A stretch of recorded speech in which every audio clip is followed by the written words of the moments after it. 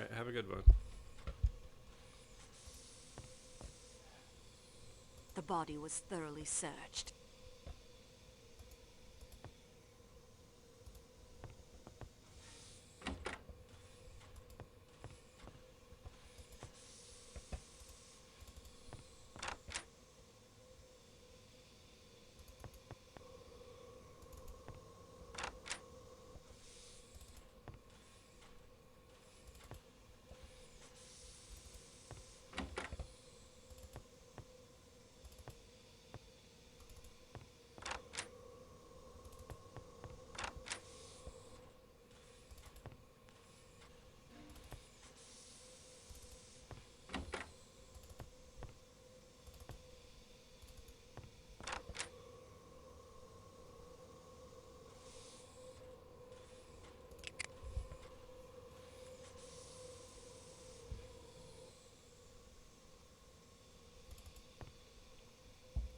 Hello again. Monsieur McQueen, I love how you say my name. will you be serious? I am serious. Sorry. I'd better be careful. I've realized I'm definitely the most suspicious character on the train. All you have to do is find a will in which the old man left me all his money, and that'll just about clinch it. Is there a will? Not that I know of. He'd never leave me a cent, really. I was just useful to him. Languages and so on. I'm no linguist, but I can get by in German and Italian and French. French.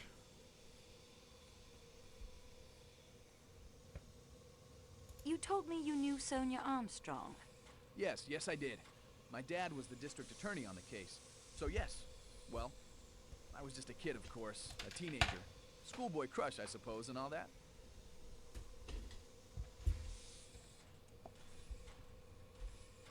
It occurs to me that in spite of everything, the murder may not have to do with the Armstrong case at all. Oh? I thought that must be pretty settled. We have much evidence pointing to the existence of an outsider aboard the train. One who disguises himself, uses a stiletto to kill, then vanishes into the snow. What do you think? It's certainly a possibility, but in that case, he'll be hard to catch now. He's had quite a head start. Or he could be out there frozen in a snowdrift or lying broken at the bottom of a rocky ravine.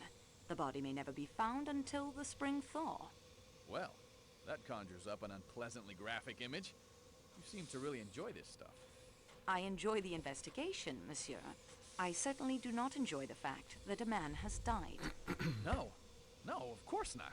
Say, I was just wondering. I mean, I have no plans to return to the States right away. I may find myself back in Istanbul. I was wondering if you might consider having dinner with me some night.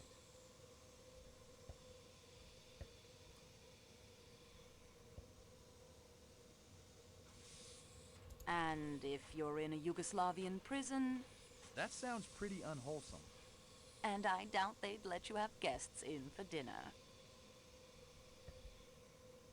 I guess I'm not gonna date McQueen. Well, had a good rummage through my kit, I expect? Yes, thank you. There is still some information I think you might be able to give us. Indeed? I hardly think so. Is that pipe cleaner one of yours? Don't know. I don't have them monogrammed. Can you tell me how the pipe cleaner came to be in Monsieur Ratchet's compartment? Haven't a clue. Did you go into Monsieur Ratchet's compartment at any time? I've never even spoken to the man. You never spoke to him, and you did not murder him. If I had, I should hardly be likely to acquaint you with the fact. Ah, well, it is of no consequence. Oh? Monsieur Poirot has told me he can think of 11 excellent explanations of its presence. Not now, when it's all over, when it's behind us. Is that a quote? Mademoiselle Debenham said those words to you at Sakeki Station in Istanbul. Tell me to what those words referred. Why don't you ask Miss Debenham? I will. You have nothing whatever against her. I'm sorry, but you're wrong. We know that Mademoiselle Debenham was governess in the Armstrong household at the time Daisy Armstrong was kidnapped. The devil, you say?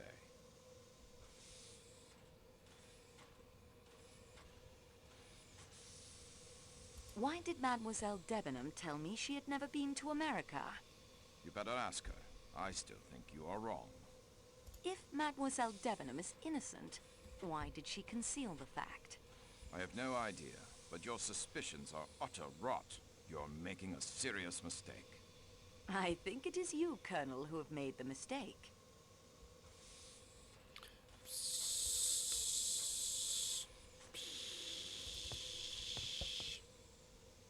Signore Foscarelli, I'm here for the truth. I think that everyone has underestimated this Signore Poirot, and you too, Signorina. You too. I found a chauffeur's license in your suitcase. Yes, but it is a fact I have loved motor cars my whole life. Selling them, though, is much finer than driving other people's cars. The license is issued by the state of New York. You said you lived in Chicago. Chicago is not in that state, is it? No. Chicago is in the state of Illinois. It will be a point in your favor if you tell me the truth. You talk like the American police. Come clean. That is what they say. Come clean. You were arrested by the American police. Was that in New York? Arrested? No, never. They could not prove anything against me. Don't you think you should come clean, monsieur?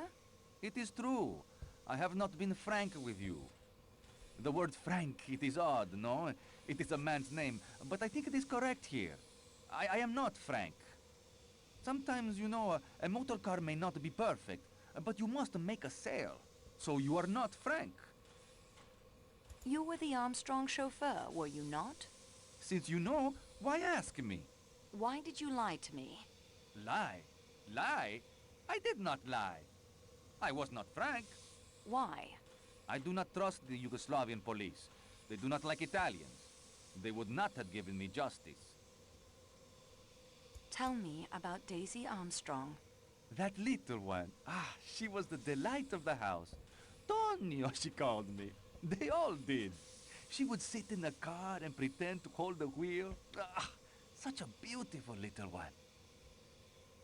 Have you been frank about your movements last night? I had nothing to do with that business. It was not I who killed that pig Ratchet.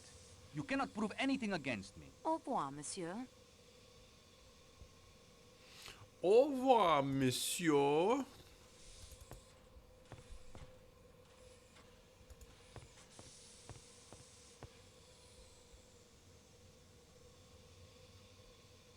Gotta make sure I can't grab anything.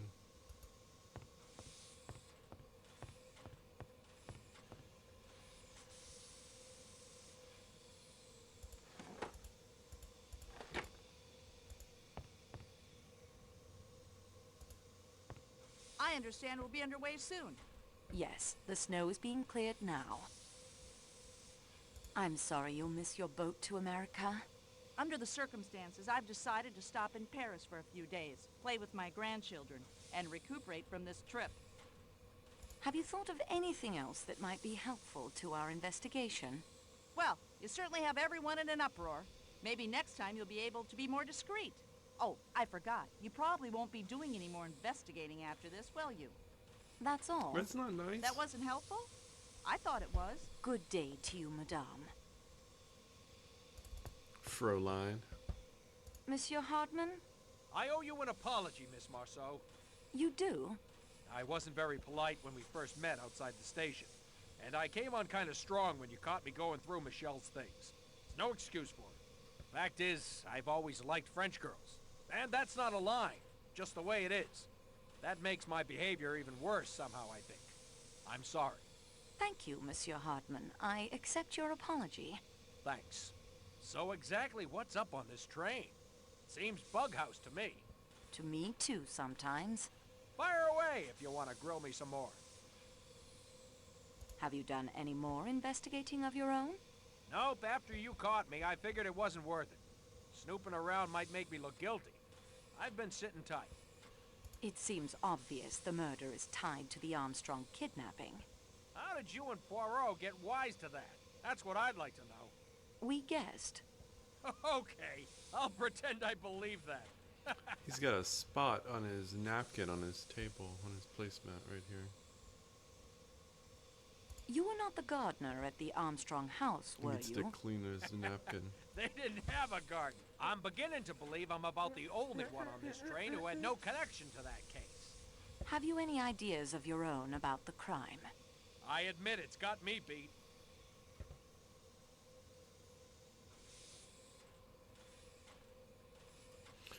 Are we done talking? I wouldn't be surprised if this case is never solved.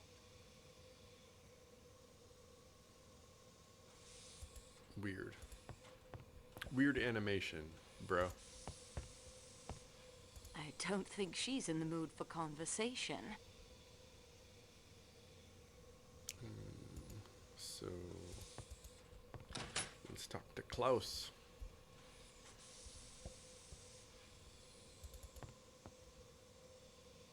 Oh good, everyone's in this car, and I don't have to go through the rooms again. Dr. Constantine, I thought you had forgotten about me. You have further need of my expert advice? I'd like to talk to you about that, yes. Good. Could you give me an account of your movements last night? My movements? Surely, I am not a suspect. But it is absurd. I joined the train at Belgrade. I am the sole paying passenger of the Athens-Paris coach. Surrounded by the working staff. The doors are locked between my coach and the coach to Calais. So, I could not have committed the murder. Good day, monsieur.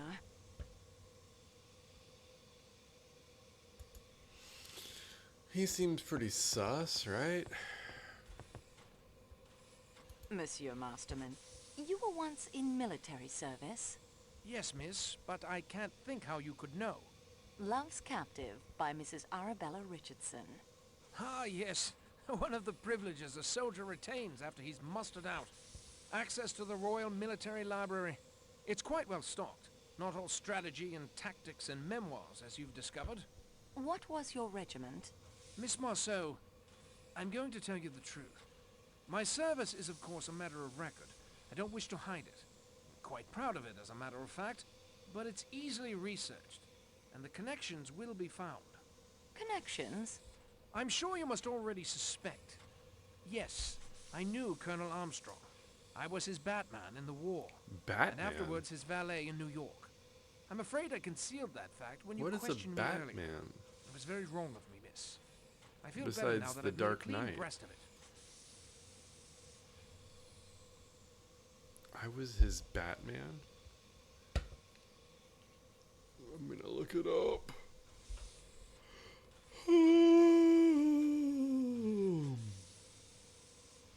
I'm gonna Google Batman.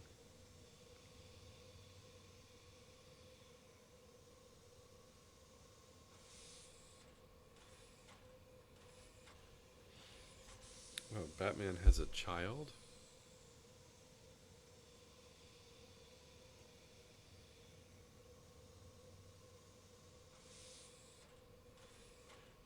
Damian Wayne is Batman's child.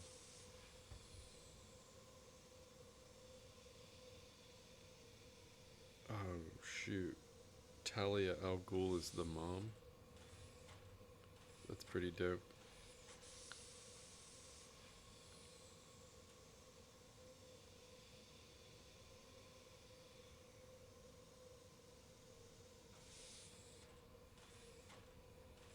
I was his Batman. I mean, even if he was Batman, he wouldn't be able to admit to it. I think Batman has to keep, like, a secret identity.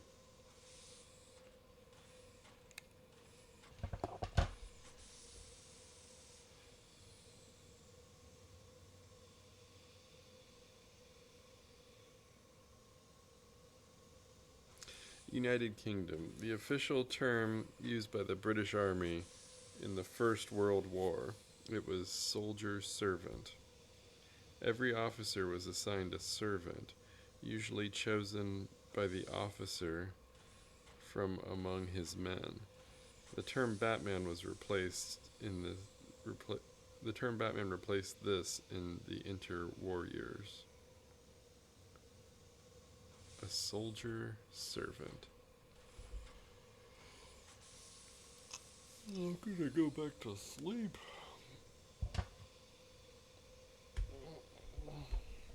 Would you like to change your story about last night? Why, no. It is as I told you. Do you have anything more to tell me of the Italian gentleman?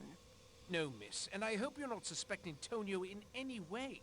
Tonio wouldn't hurt a fly, and I can state positively that he never left our compartment all last night. Tonio may be a foreigner, miss, but he's a very gentle creature. Really. Not like those nasty, murdering mafiosi one reads about. You seem to know Tonio better than you led me to believe. Well, yes, we work together. Well, he hasn't told you yet. I thought he had. That's why I...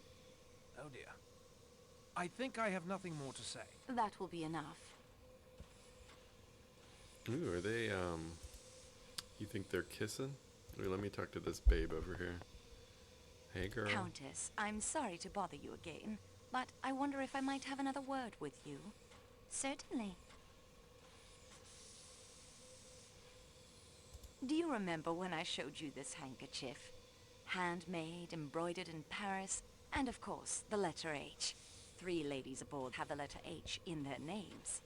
But Madame Hubbard considers such a handkerchief useless. Mademoiselle Debenham's middle name is Hermione, but her handkerchiefs are dainty linen, not expensive.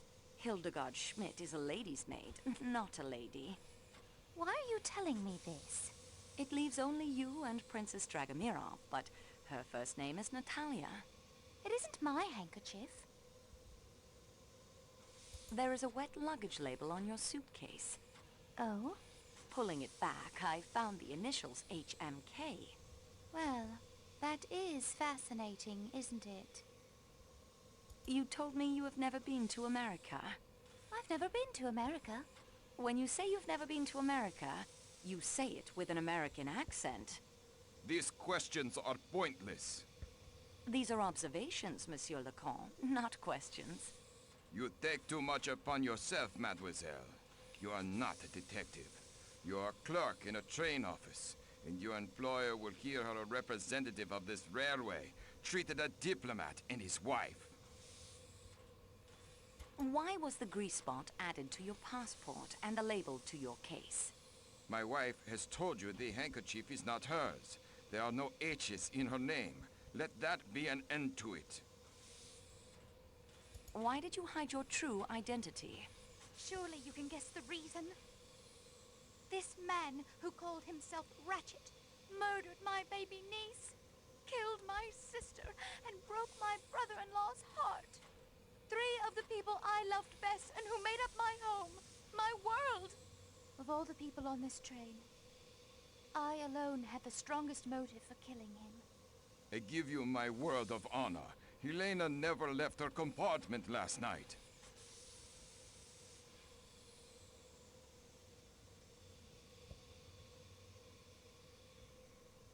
Then the handkerchief is yours. No, it is not. I know I can't hope to make you believe me, but I assure you that is the truth. When we learned who the man was, and that the handkerchief had been found with the letter H near his body, I pointed out to Helena it would be better to remove any connection to her. A luggage label, a grease spot to cover the alteration. What could be simpler? I have read quite a bit about crime, Monsieur Leconte. I hope you will take it as a compliment if I say you have the makings of a very fine criminal. I think I will not take that as a compliment, no. Madame la Comtesse, the motive for the murder lies in the past, in the tragedy that broke up your home. Help me. Take me back into the past. Ooh, flashback. Tell me about your sister's household. What can I tell you? They're all dead, all dead, all dead! Sonia, Robert, darling, darling Daisy. That curly hair, impossible to comb, that sweet, sweet smile. This lady is acting for real. Like, they gave this voice actor like a lot of direction, and they're like, you need to show conviction and have emotion. And then the cartoon animation of her in the game is like this.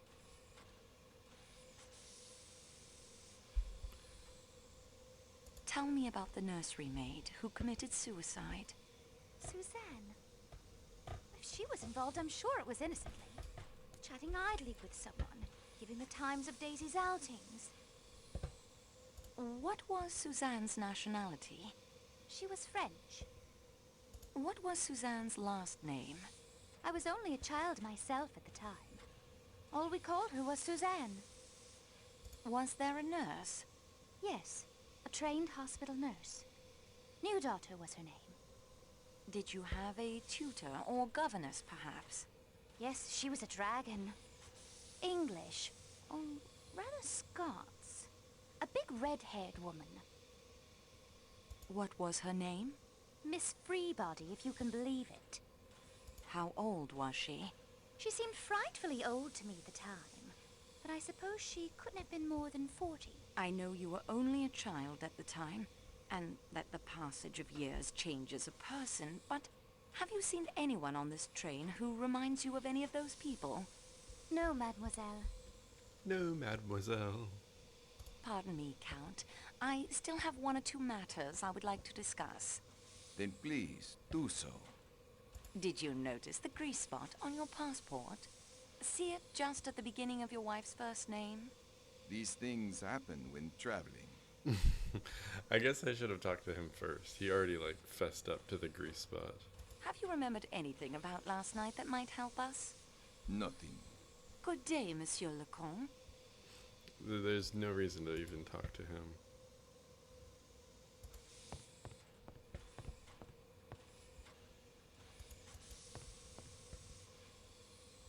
I have a few more questions, Frau Schmidt, if I may.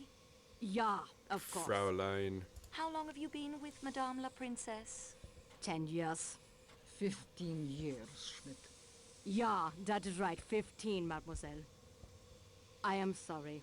This murder, this waiting, it distracts me. I understand you are an excellent cook. Yeah, indeed. All of my ladies have said so. Your Excellency. Calm yourself, Schmidt. You don't know what you are saying. That is true. I do not know what I am saying. Thank you, Mademoiselle Schmidt. What? I have returned to you, Your Highness. I thought you might. I'm having some difficulty locating the owner of this handkerchief. I am sorry to hear that. If you had asked me, I could have told you it is mine. Yours? But, Your Highness, your first name is Natalia. I'm perfectly aware of my first name, mademoiselle. My handkerchiefs are always embroidered with Russian characters. In the Cyrillic alphabet, H is written as A. How did your handkerchief come to be lying by the murdered man's body? I have no idea. Your maid said she did not recognize this handkerchief. Schmidt believes in loyalty as I do. I believe in loyalty to one's friends and one's family and one's class. Good day to you, Your Highness. Okay. I'm getting lots of info here. This guy. I beg your pardon, mademoiselle. Yeah. This lady. Ah, dear young miss, I would like to say that despite all the calamity, I have enjoyed sharing my compartment. Thank you, Greta, but I'm afraid I must ask you some more questions. Yeah, I am thinking you must. Our gracious Father, who art in heaven, guides your hand, I think. So, I am content. I found a postcard in your suitcase. My one keepsake from that time. It is a silly thing, but I hold it dear. Coney Island is in America. Yeah, of course. It is on the Long Island of New York, in the country of America. I lied to you when I said I had never been there. May God forgive me. On the back of the postcard, you write that Helena rode on the roller coaster. Helena Gilbert, Mrs. Armstrong's young sister, only 10 years of age, but so brave. Oh man, that babe with the black dress must be Helena. It is true. It is true. She was an angel, a sweet, trusting angel. She knew nothing but kindness and love, and she was took away by that wicked, wicked man. And her poor mother, and the other little one who never lived at all. I was to be that little child's nurse, too. I ought to have told you, but I was afraid. I did so rejoice that that evil man was dead, that he could not any more kill the little children.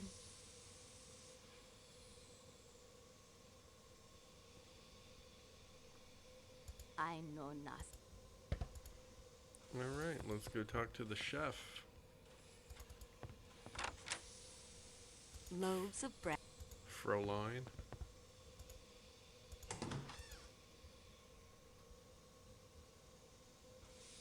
I'd better... Dude loves his meat.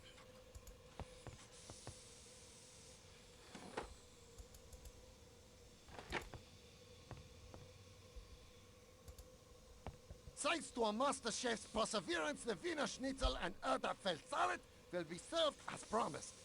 Okay, dude. Okay, dude. I'm gonna smooth out my dress right here behind you.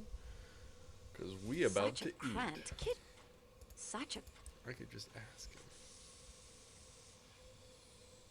I like to smooth out An my empty dress bottle of before olive oil.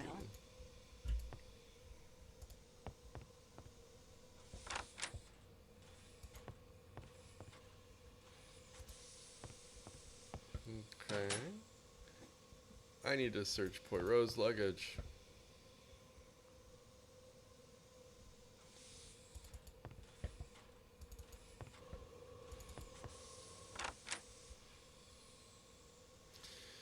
I mean, come on.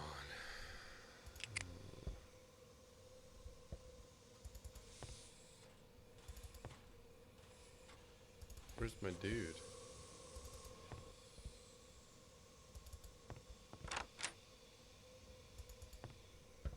Oh yeah, that's the old... Whoa. Okay, that was kind of scary, right? Did you see that? I enjoy winter, but... What? Girl, there's a dude walking around outside. Let's go. Let's go.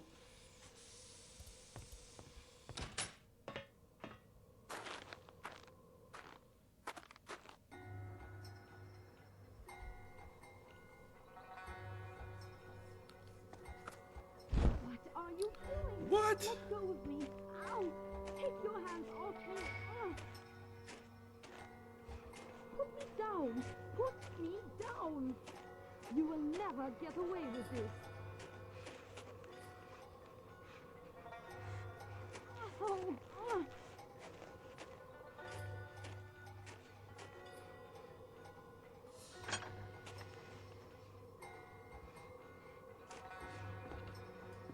Ow!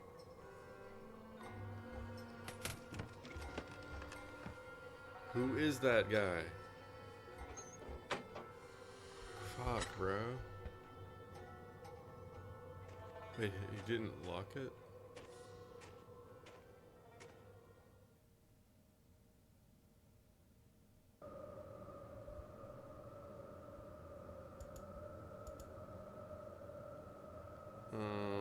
That was...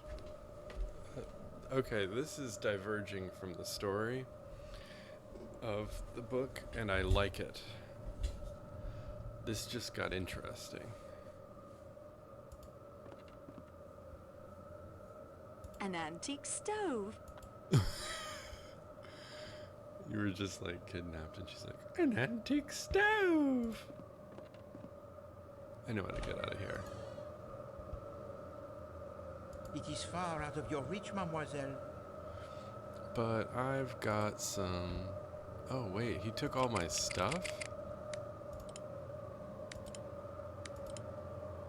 Did he take all my fingerprints? Alright.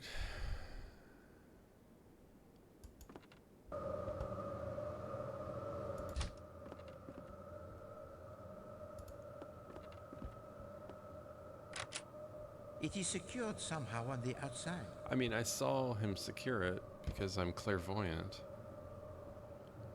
Let's check under the bed. It might be an Princess umbrella. Dragamirov's parasol. Was that there earlier and I just didn't find it?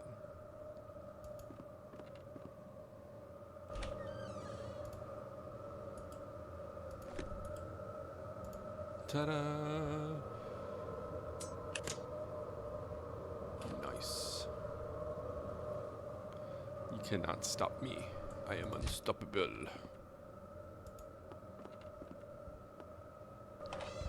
Let me get that lock. Let me get this thing.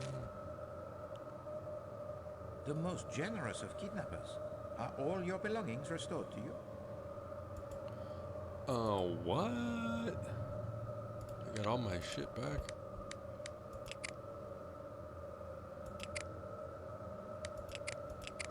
Your current course of action? Nothing to s- I got all my stuff back. And I don't have the snowshoes, do I? Or... Okay.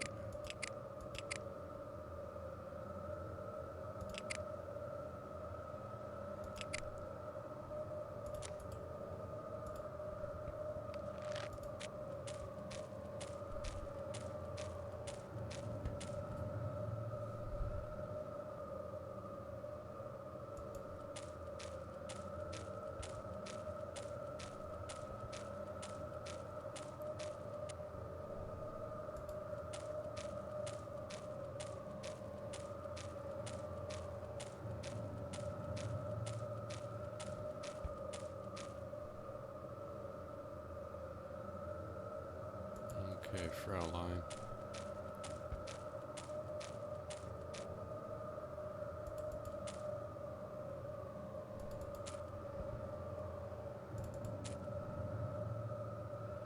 Oops.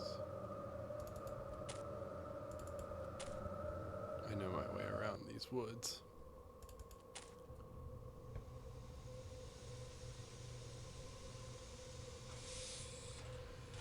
And before I go in,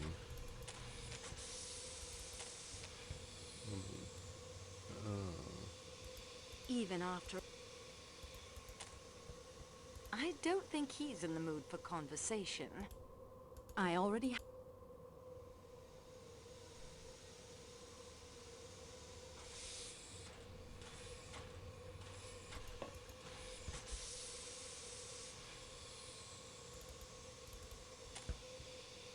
all these doors. The restaurant car.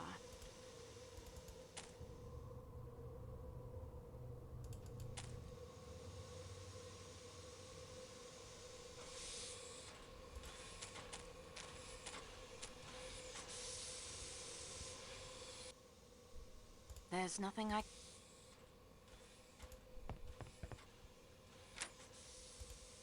man, who just locked me in the closet?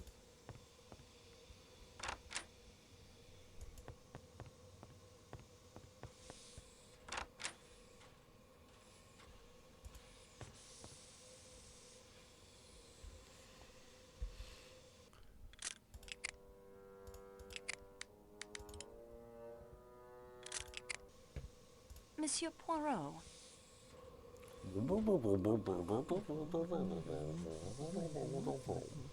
And that is everything I have discovered so far. We progress, mademoiselle. Let us see what we can learn. Can we use the ham radio to help the investigation? Oh, but certainement. This is a marvelous stroke of luck. Too often the coincidences, they help the criminal. What a refreshing change to have one that will aid Poirot. I have a friend, Monsieur Louis. His son Barnabas is a boy of much energy and interests. One of these is the radio of Ham, as his proud father reports in the recent correspondence. Young Barnaby can be our eyes and ears in the outside world. His letters to call are there in my valise in the letter from his father. Use the radio of Ham to find out more from him about our current predicament. Oh, he is an invaluable asset, mademoiselle. Do not forget to secure his letters, or you will not have the information needed to reach young Barnaby.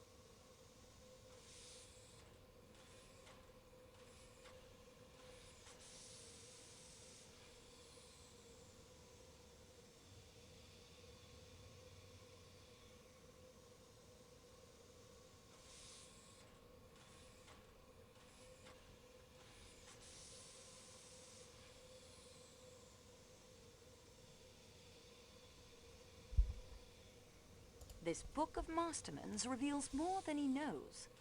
Love's Captive by the inestimable Mrs. Arabella Richardson, yes. And what does it reveal to you?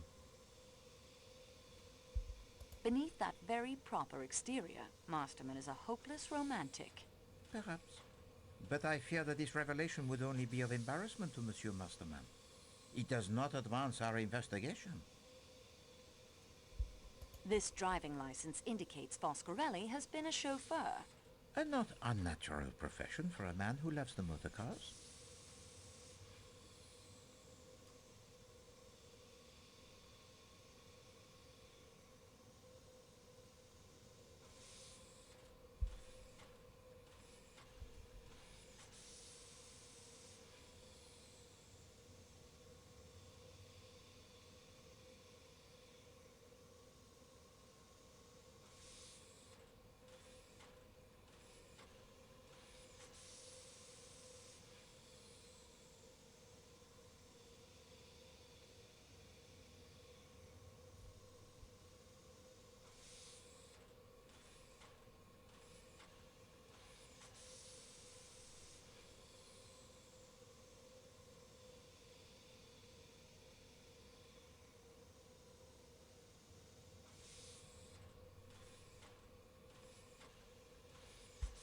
Hildegard Schmidt's recipe box is suggestive.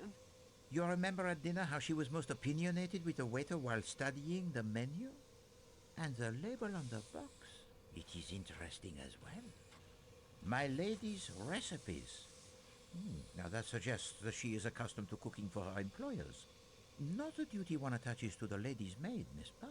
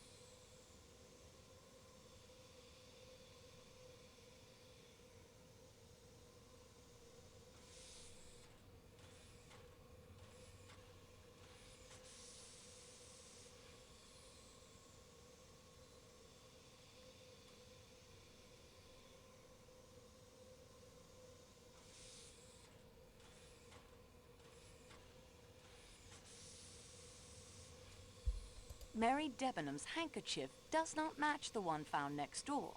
No, despite the middle name of Hermione beginning with an R, I did not think that the expensive handkerchief would belong to her. No, the handkerchief of Mademoiselle Debenham is precisely the type one might expect to find in the luggage of a young Englishwoman of her class.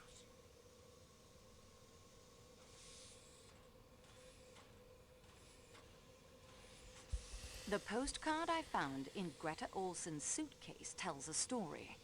This card, it speaks to Poirot in many ways. Coney Island is, I think, on the Long Island of New York in America. A country she claims not to have visited.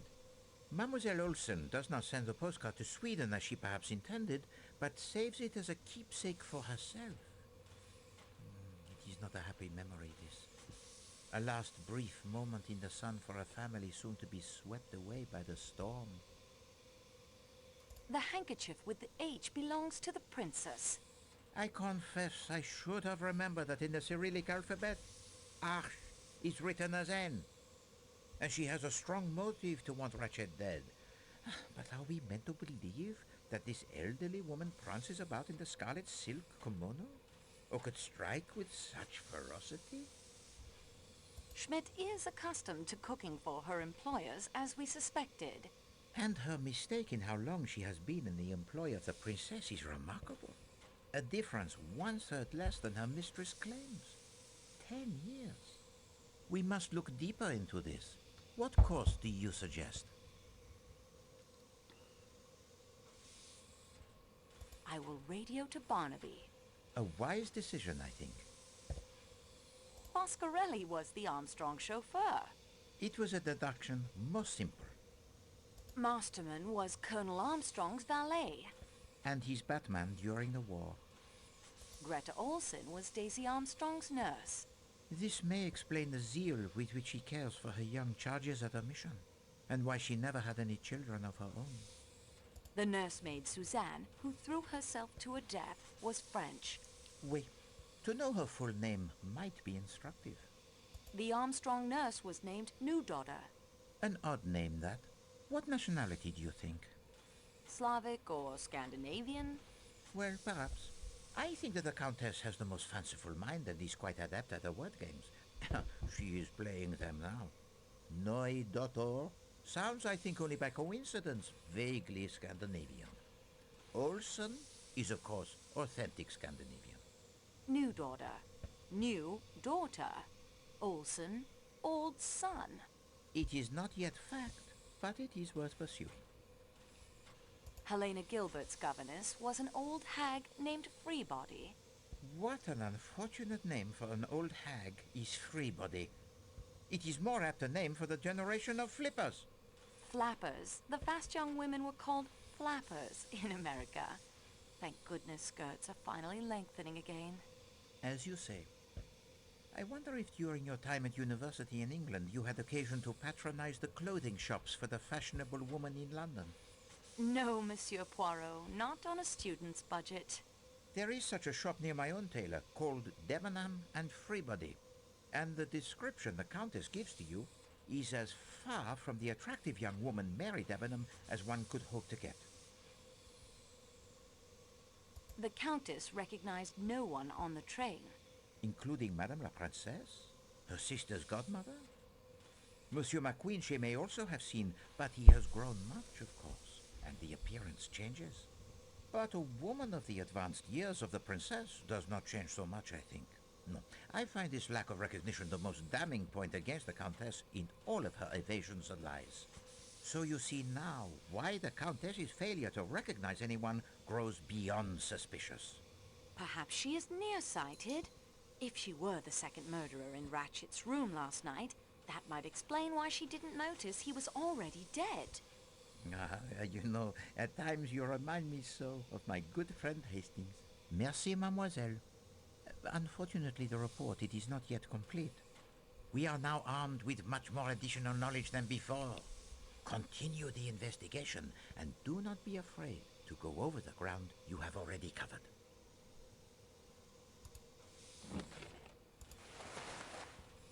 The letter. Now I'd better put Monsieur Poirot's clothes back exactly as I found them. I wouldn't dare. I wouldn't dare.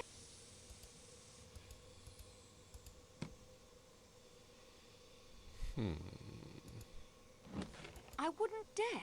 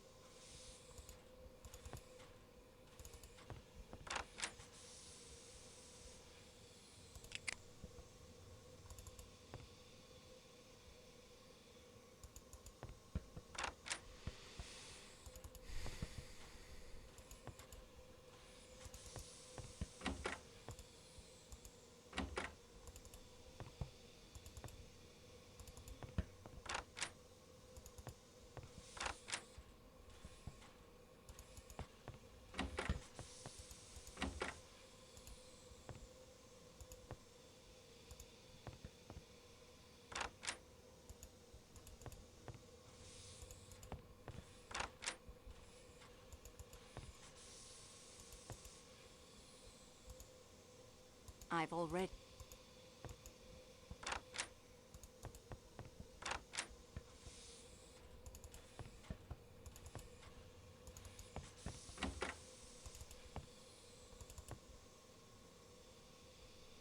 Nothing else.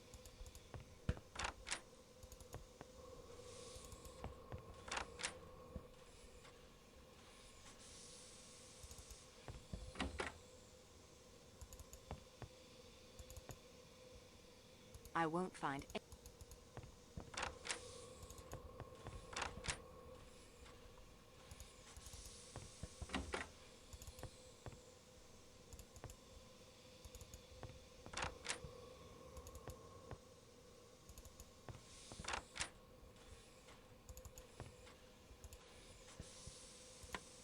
There, the radio is ready to be used.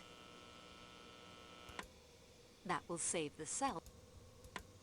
There, the radio is ready to be used. Superb, mademoiselle. You do not need to learn the Morse code if you have the book as reference.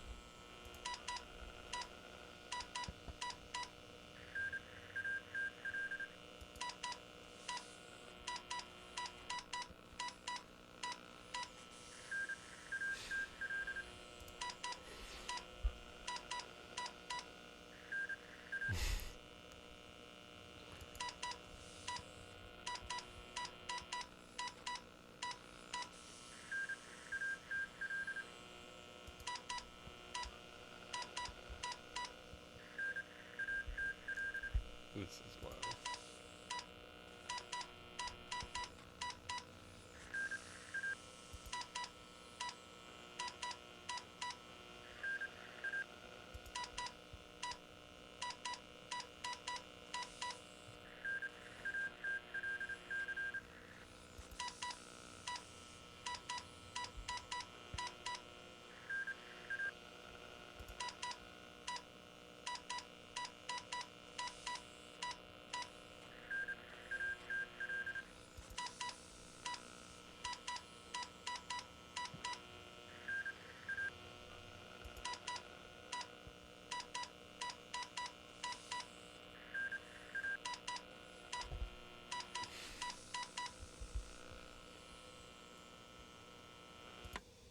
That will save the cell from draining while I'm not using it.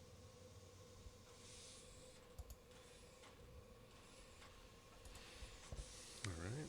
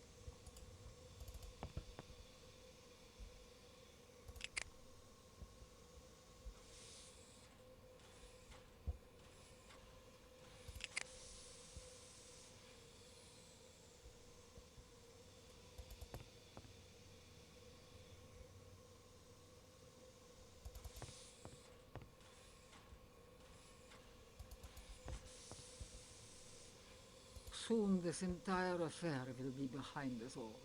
If only you and that Belgian detective will allow it. Your current course of...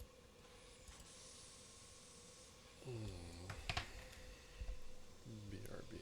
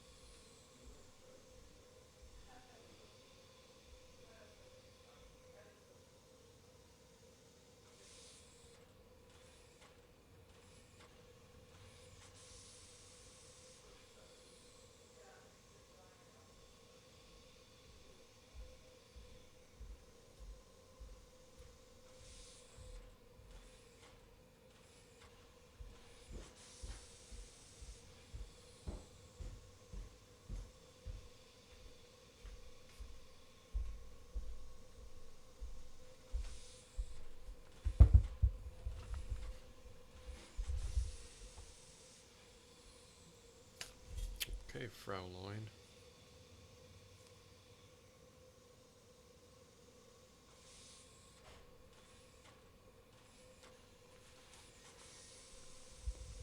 I don't think that's appropriate.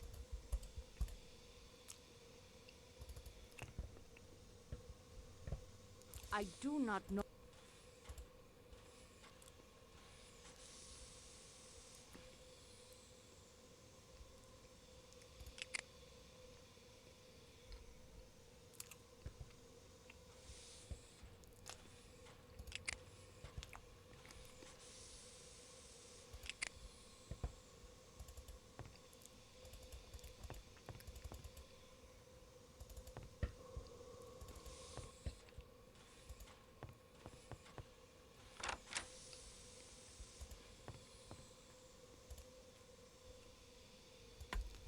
There, the radio is ready to be used.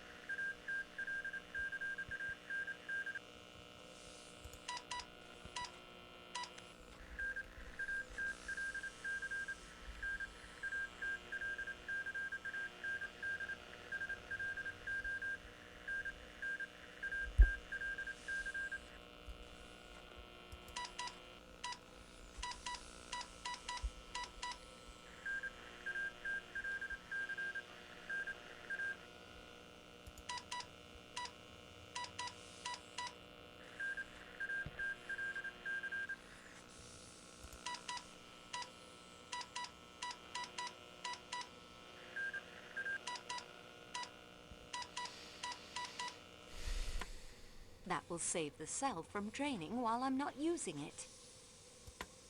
There, the radio is ready to be used.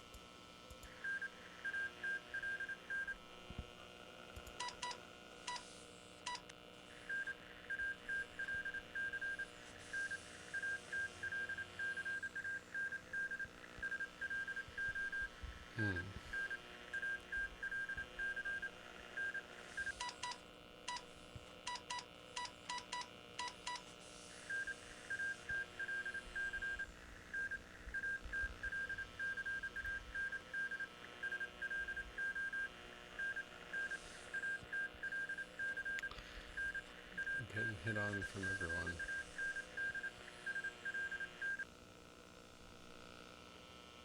We have learned all we can here. That will save the cell from...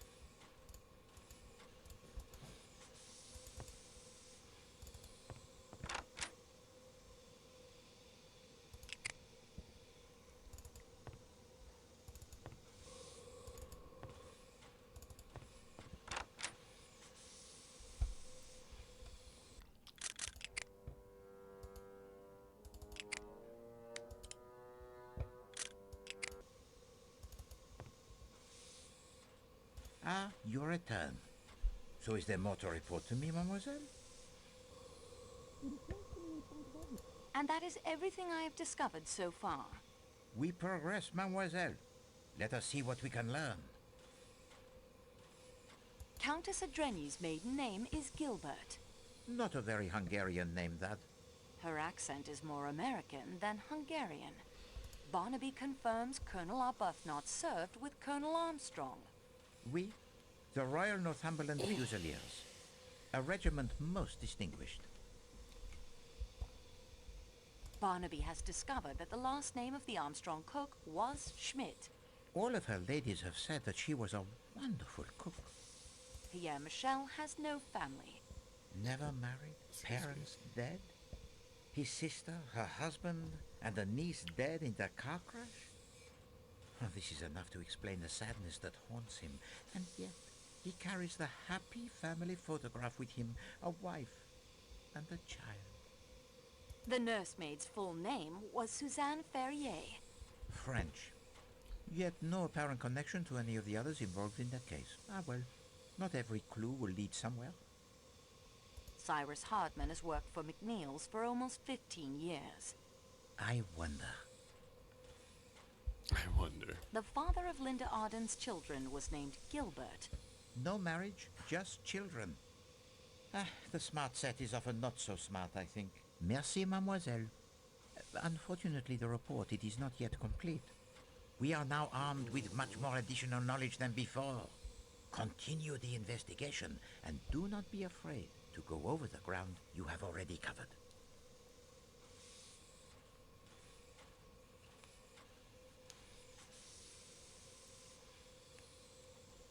I really don't get it.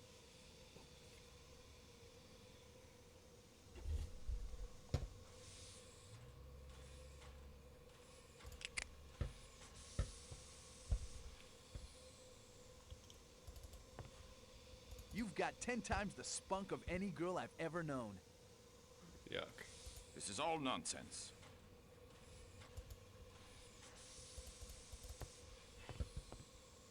Keep your eye on your step.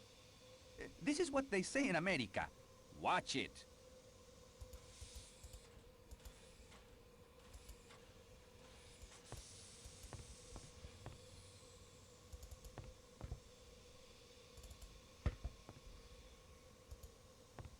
I'm not in the mood to talk right.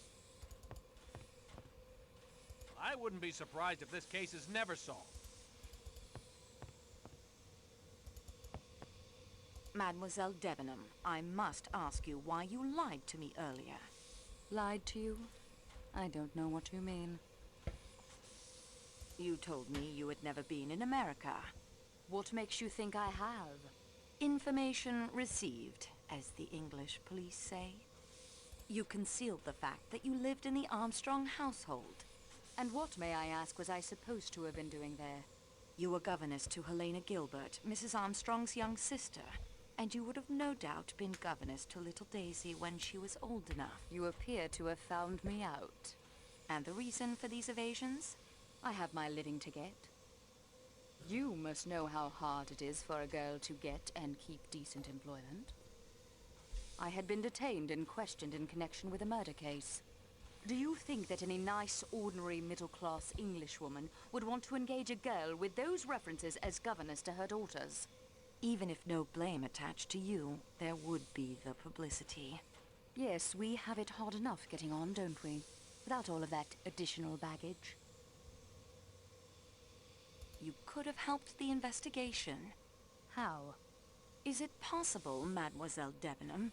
Call me Mary, please. Mary, is it possible you did not recognize Countess Andrenyi? Recognize her? From the society pages, you mean? She is Helena Gilbert, the young sister whom you taught in New York. Helena. It is true she reminded me of someone. It puzzled me. She looks so different now. So elegant. How could I connect her with a little American schoolgirl? I admit I looked more closely at her clothes than her face, and I had my own preoccupations. Not now, when it's all over, when it's behind us. Antoinette, those words refer to a private matter of my own. I can't tell you. I can't. I understand very well. I thought you would know what it is like. I am the hardest working employee in the office, yet I remain at the lowest wages. And I've worried more than once how my employer, Monsieur Booth, will react when he learns of the avalanche, Monsieur Poirot's accident, the murder. I'm not to blame, but somehow you will be blamed. It's not fair. It's just the way things are. Thank you, Mademoiselle Debenham.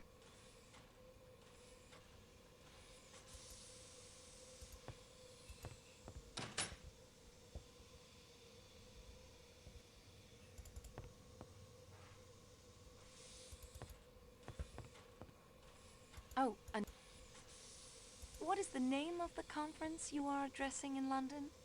Why, it is the International Society of Gastrointestinal Physicians. Why would such a group be interested in a speech about a disease found in newborn calves? Why, there are many similarities between... what I mean is anatomy. Constantine, what have you done? You lied to us about your qualifications, Doctor. You are a veterinarian, yes? Yes, a very good veterinarian. Monsieur Poirot and I relied on your qualified opinions. Mademoiselle Marceau. All the inconsistencies, the time of death, the difference in the force of the stab wounds. The murderer is strong, but no, look here, the murderer is weak. He is right-handed. No, he is left-handed. Have you considered he may have held a knife in each hand? Doctor, enough. All of it can be explained away with the simple fact that you did not know what you were doing. Mademoiselle, all of my training was to become a medical doctor, to treat human disease and to save human lives. Then, I come from a poor family. I had not the money to finish my studies. The best I could accomplish was doctor of animals. When Monsieur Poirot was told there was doctor on the train, I saw an opportunity to prove myself. Not to you, you understand. To me. But your evidence...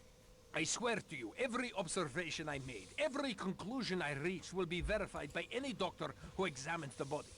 Further, by my acting while the murder was as yet not too long in the past, I may very well have seen more than any doctor coming to the case days or even hours later. I did lie about my degree. I did not lie about my ability. You may rely on everything I have told to you. Yes, even with all the inconsistencies, you have the correct medical evidence before you. Dang. Before I go, there was something else. Your name is Helena, isn't it? Not Elena. You are Helena Maria Gilbert, are you not? Sonia Armstrong's sister, Linda Arden's daughter? I demand, mademoiselle, to know what right you... No, Rudolph. It is useless to deny what Mademoiselle Marceau says. It is quite true, Mademoiselle.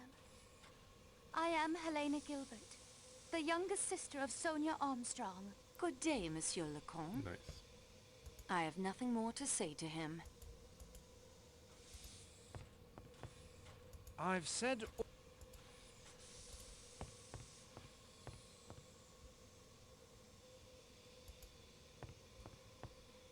Mademoiselle.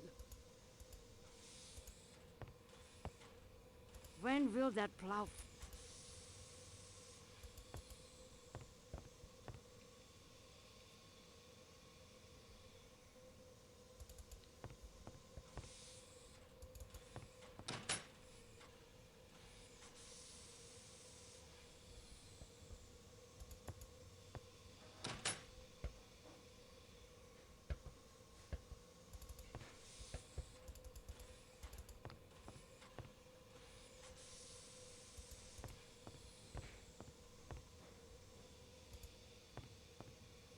Excuse me, please, mademoiselle.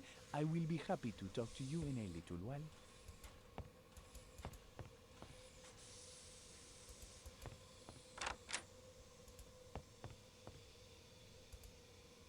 Thanks to a master chef's perseverance, the Venus...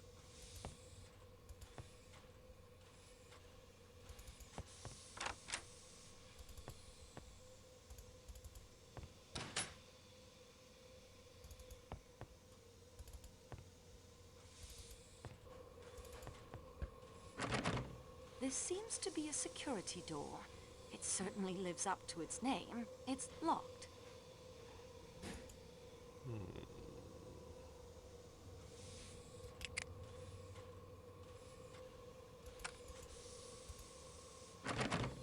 That key doesn't work here.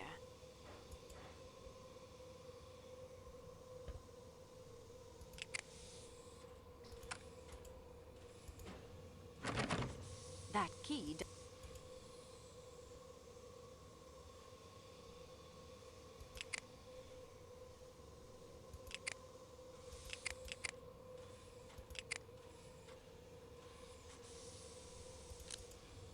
Does nothing... This is neither the time nor...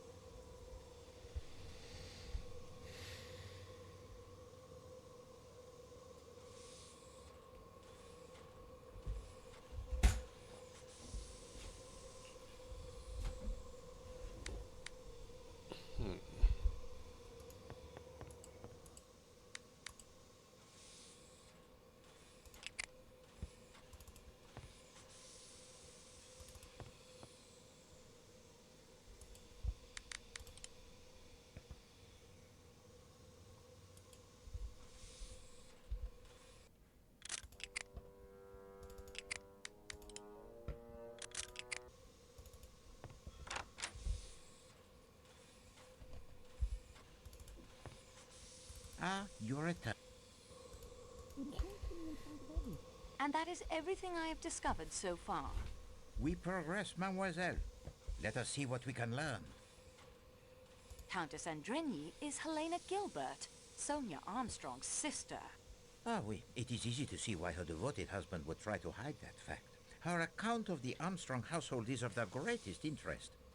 Please to go over the points of her testimony that struck you.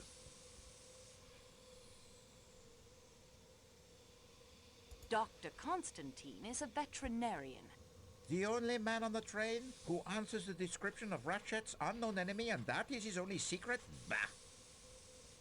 I have all the pieces. All that remains is for me to assemble them properly. Très bien, mademoiselle. You have done well. Merci, mademoiselle. Unfortunately, the report, it is not yet complete. We are now armed with much more additional knowledge than before. Continue the investigation, and do not be afraid to go over the ground you have already covered. I wouldn't dare.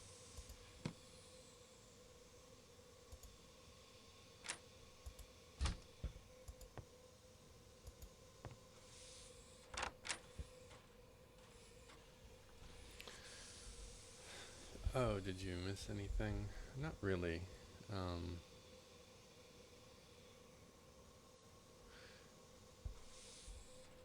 There was like a cool scene though where I got abducted, the main character.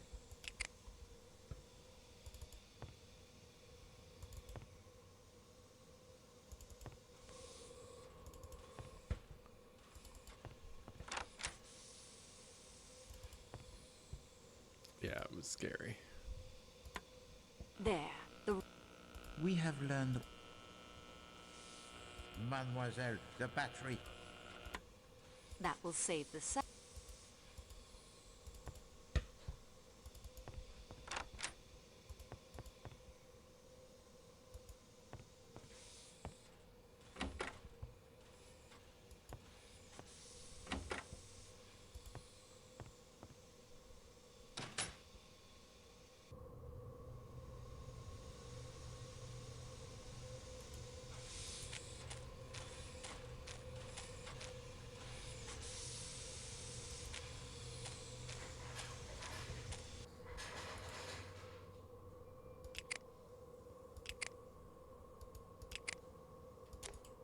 Does nothing... This is neither.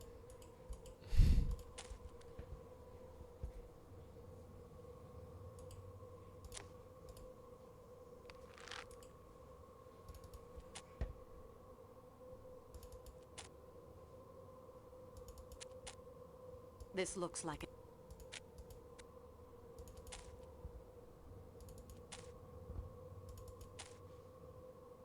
Mademoiselle, observe, if you will, the 400-foot precipice you are about to step over.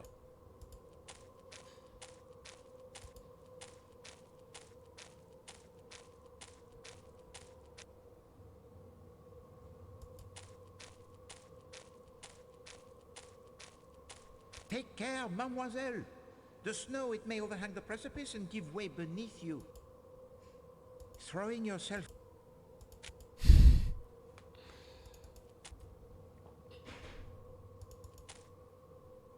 Nothing to see.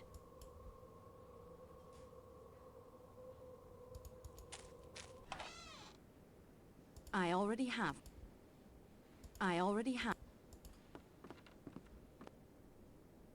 An antique step.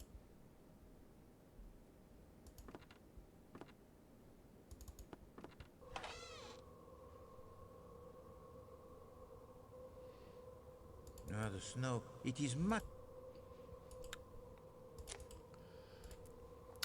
400 feet. Yeah.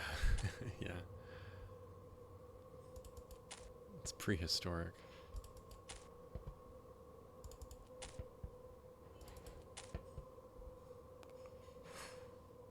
A deer.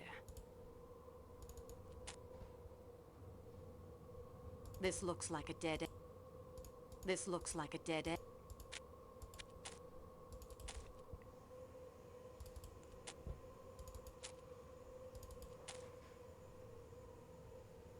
This looks like... So this guy captured me and took me to that hut, but he's not out here.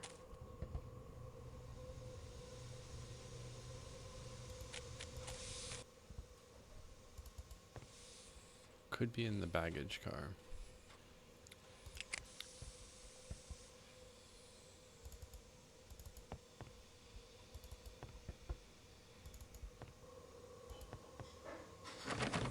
This seems to be a... That key doesn't work here. That key doesn't fit. Where is the key?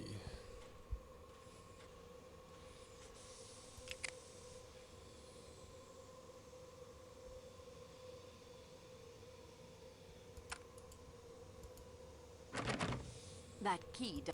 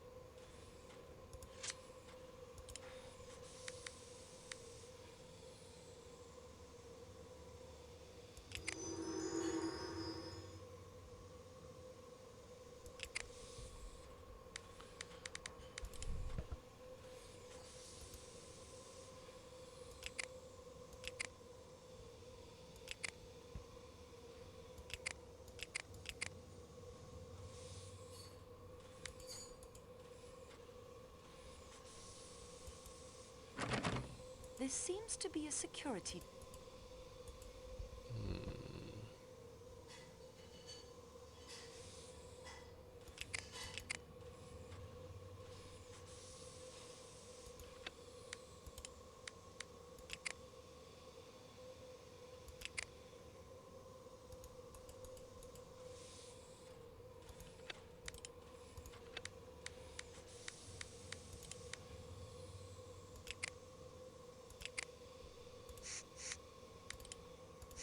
Those don't work together.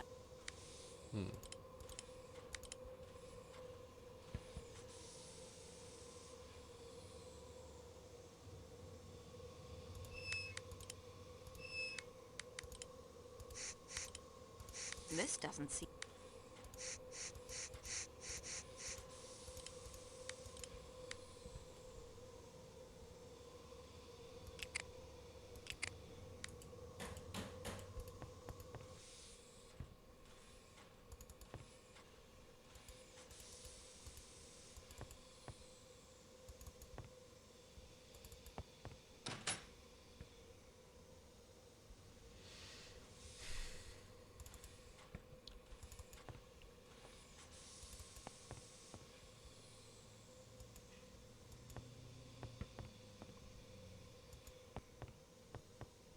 Oh, please, Mish. I am so distressed.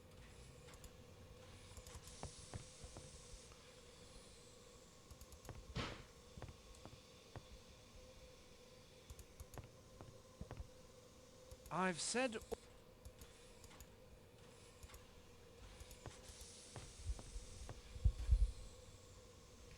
I stand by my obs...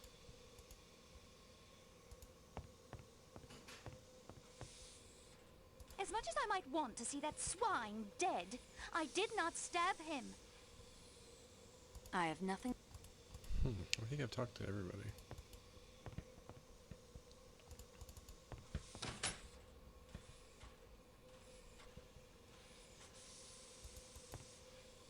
The private matter I mentioned...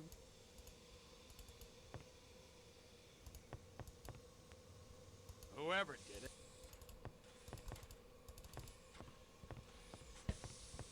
Come back later, Miss Marceau.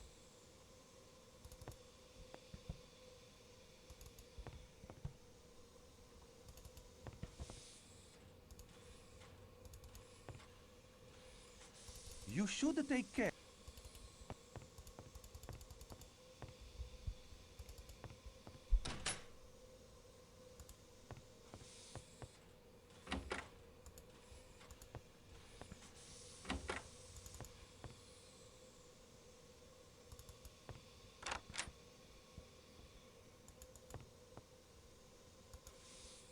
I've already...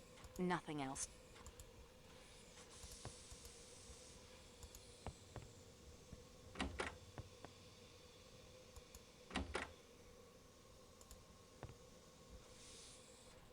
I won't find any...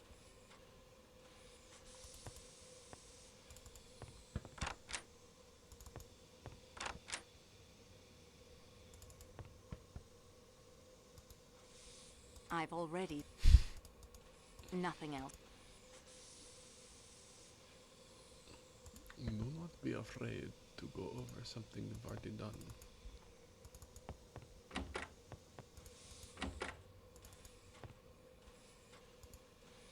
I won't find... The notorious scarlet kimono in your bag, mademoiselle. There Well, it is. of all the nerve.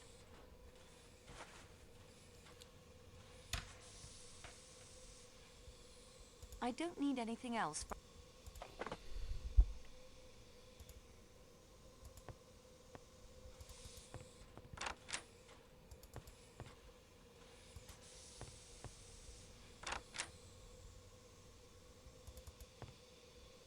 Ah, your return.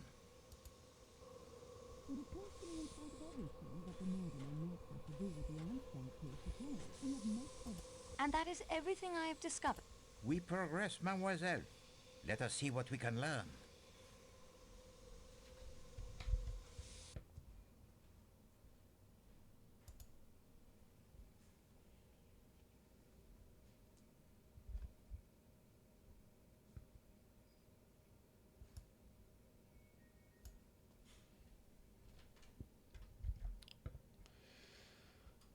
in the book that kimono's in Poirot's luggage. The scarlet kimono turns up in my luggage. I swear to you it does not belong to me. Oh, mademoiselle, I have no doubt of that. You have vigorously pursued its owner's identity. No, no, no. It is a defiance, you understand? It is a gauntlet thrown down. Very well. We take it up. Mademoiselle Marceau, you will recall my observation to you of the many classes and nationalities one meets when traveling. Yes, of course. Try to imagine whether such an assembly would ever likely to be collected under any other conditions. In America? Oui, the great melting pan of America. Melting pot. This is the answer I made to myself as well. Only in America you might find a household composed of such varied nationalities. And what do we discover here? Such a household has recreated itself aboard this train. A household damaged almost beyond recovery 10 years ago by the man Ratchet. And so we near the end of at least one journey. Please to assemble our fellow passengers in the salon car. Oh, and please also to send for Michel and Dr. Constantine. I will need their assistance to convey me to the salon car. You will present your solution? I will offer 3 solutions. You, mademoiselle, will decide which of them will best serve justice. Eh bien, monsieur. We have before us a most delicate operation. Transferring the person of Poirot to the salon car, where the suspects, they are all assembled. Poirot is ready for the ordeal.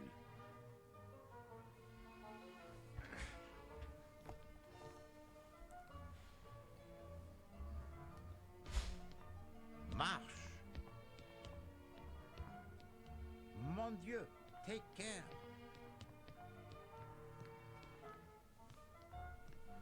Beware of Greeks bearing gifts.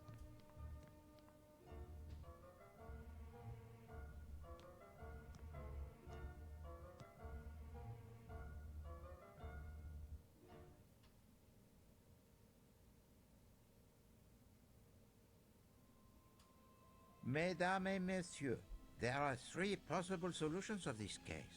There is the solution concocted for the benefit of the Yugoslavian police, who were expected to take up the investigation. A little play that was then embellished with several improvisations. When I, Hercule Poirot, unexpectedly appeared on the stage. The acting is so bad. That reveals the most careful plotting of a truly brilliant mastermind.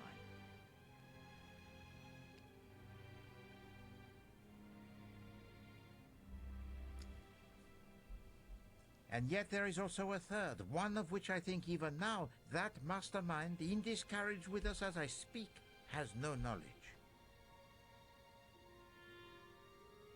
With the help of Mademoiselle Marceau, my able assistant, you see Poirot, he is also able to improvise, huh? I shall put all 3 solutions before you, and I shall ask Mademoiselle Marceau and the eminent Dr. Constantine here to judge which solution is the right one. Mademoiselle, are you ready? They look like body doubles of each other. Oui, monsieur. Eh bien, we commence. They're like all startled. Monsieur Ratchet had received the threats from an unknown enemy. Mademoiselle Marceau? Oh no, is this a quiz? Fuck. Oh, I wasn't paying attention.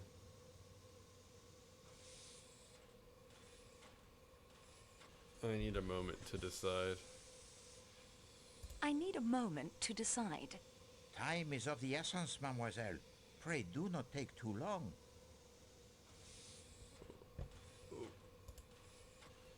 What's the question? I need a moment to decide. Time is of the essence. I'm gonna keep saying I need a moment to decide.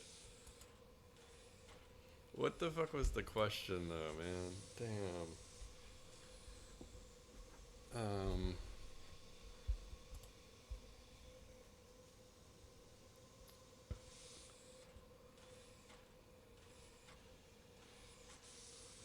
Ratchet's confession. No, that isn't right. Okay. Think, Antoinette. You do not want to disappoint Monsieur Poirot yet again. That isn't the correct item. The tone of these letters suggests an enmity born in the American underworld of which Monsieur Ratchet was once a part. A former colleague in one of his kidnapping schemes? Who knows? We have the evidence of a detective Monsieur Ratchet hired to protect him. Okay. Yeah. The detective Hector McQueen pretending to be... Oh, man. I thought these guys were all three detectives. Alright, so McQueen is not a detective. Hardman. I think it's Hardman. The detective is Cyrus Hardman, posing as a salesman of typewriter ribbons. The evidence of Monsieur Hardman, who is indeed a detective hired to protect Monsieur Ratchet, gives to us a description of a small, dark man with a womanish voice. Except for the voice, this description would only fit 2 men on this train.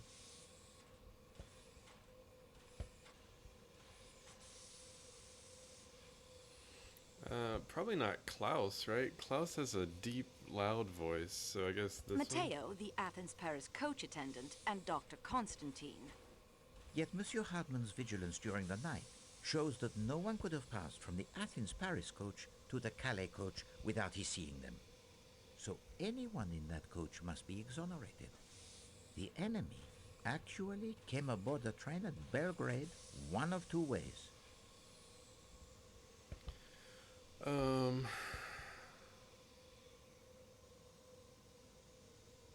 Restaurant car or door, maybe through the door left unbolted. Through the door left unbolted by Monsieur McQueen.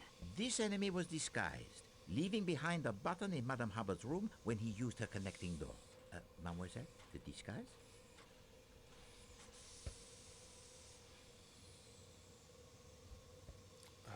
Fuck. Scarlet kimono or attendant's uniform? I'm gonna go attendant's uniform. A passkey was found in the pocket of this uniform, giving the murderer access to Ratchet's room. Ratchet was under the influence of a dose of his sleeping draught, light enough to wake him, but strong enough to prevent him from struggling as the killer left through the connecting door. Hector McQueen confirmed the dosage of the sleeping draft. Why does this matter? I need a moment to decide. Time is up. I've got it in here. Right.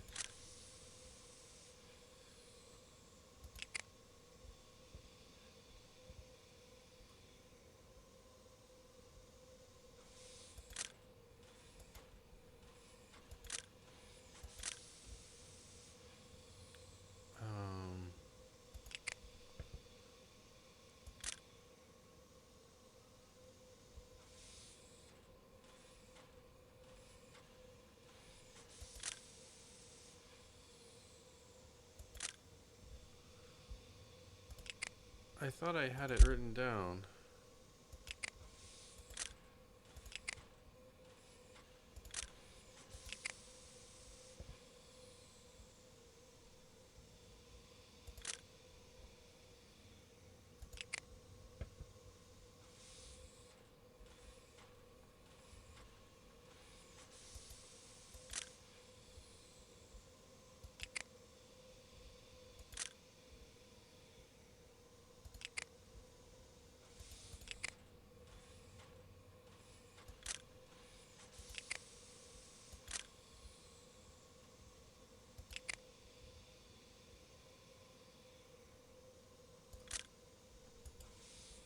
Bro, I don't even know.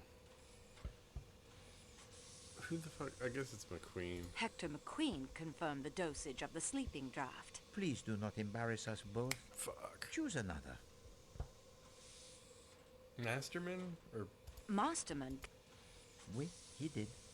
Well, the murder weapon is obvious. Mademoiselle? The stiletto. It is a stiletto, the type of knife carried by the criminal type in America called the mafiosi. The killer planned to doing leave the all train right. at the I'm next doing all station right. after committing his crime. Show to them the evidence supporting this, mademoiselle. Oh my god, I need to pay more attention to this.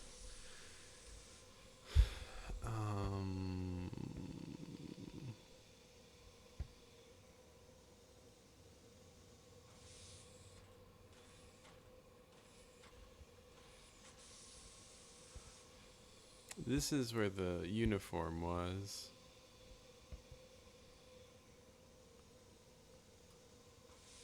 Maybe Ratchet's letter?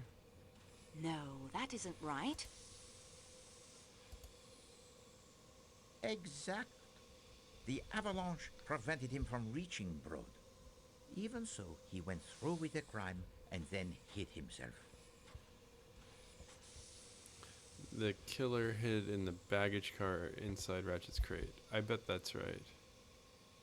The killer hid in the baggage car inside Ratchet's crate. Mademoiselle, I realize you have many clues to recall, but this one should be obvious. Fuck. Shepherd's hut? The killer hid in a shepherd's hut on the mountain. At first, in the Athens-Paris coach. Then later, it is in the hut. Mademoiselle found the uniform and the stiletto. But the killer had fled. He may have escaped down the mountain, or he may have come to his just reward somewhere out there in the snow. I think you will agree that we had followed the trail as easily as if we were tracking the footprints in the snow. Well, it is plausible. It certainly fits the most obvious set of facts. I applaud the mastermind who hides behind such an innocent face. The second solution asked more of the little Gressels. Not only of Poirot, but those of Mademoiselle Marceau and Dr. Constantine as well. It was hidden most carefully. The unlikely accident of a means of communicating with the outside world, a part filled most ably by my dear friend Barnaby, made the truth, or at least part of it, easier to uncover. But I flatter myself that enough clues were found right here on this train that such communications were almost always but collaborations of conclusions that I had already reached. God, he's so mademoiselle, we will begin again. He's so full of himself. First, I will speak to you of time. When did Monsieur Ratchet meet his end? I suspect Mademoiselle Marceau has the theory.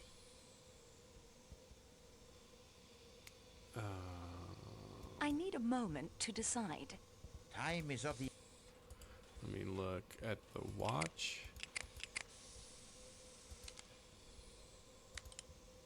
1:15. And then, where's my timetable?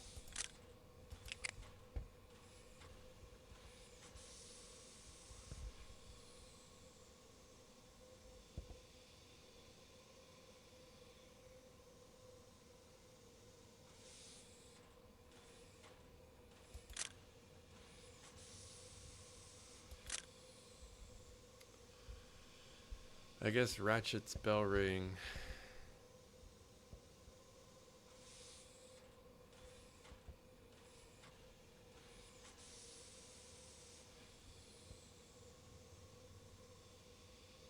I mean, 1:15 seems like the obvious one. But maybe it's like earlier?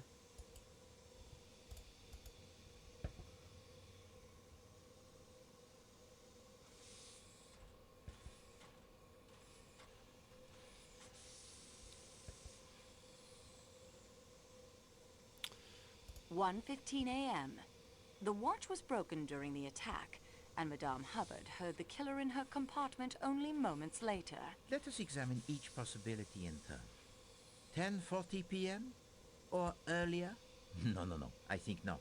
Mademoiselle Olsen spoke to Ratchet from the doorway at 10:40 p.m., but she never went inside.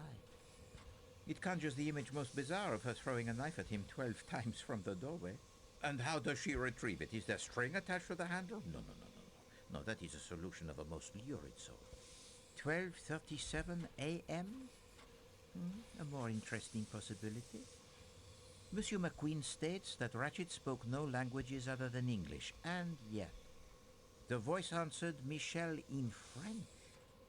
Still, I think this was simply a performance for the benefit of Poirot. One of the little improvisations. I was meant to see through it and say, no, no, no, no, no. Monsieur Ratchet, he was already dead by 12:37. He could not have cried out. The broken watch said 1:15. Oui, it did. And it fits with the time of Madame Hubbard's visitor. Now I digress for the reminiscence. I observed to Mademoiselle Marceau that one meets many classes and nationalities when traveling aboard the Express. I asked her to imagine whether such an assembly would ever likely to be collected under any other conditions. And Mademoiselle, what was your reply? In America. C'est ça.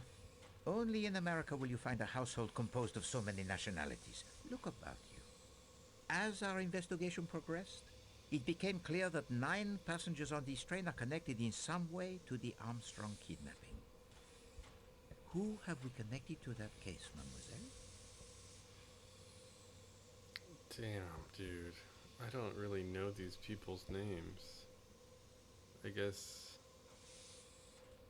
Countess Andriani? Countess Andrenyi.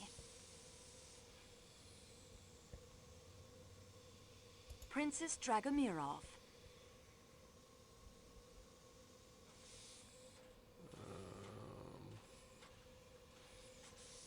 Probably not Mary Debenham. Cyrus Hardman? Cyrus Hardman. Please do not embarrass. Oh, fuck. Maybe Mary. Mary Debenham. Antonio Foscarelli.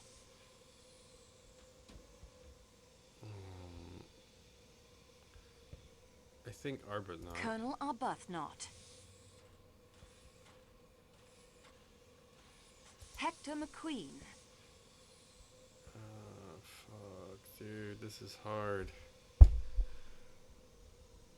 So not Hardman?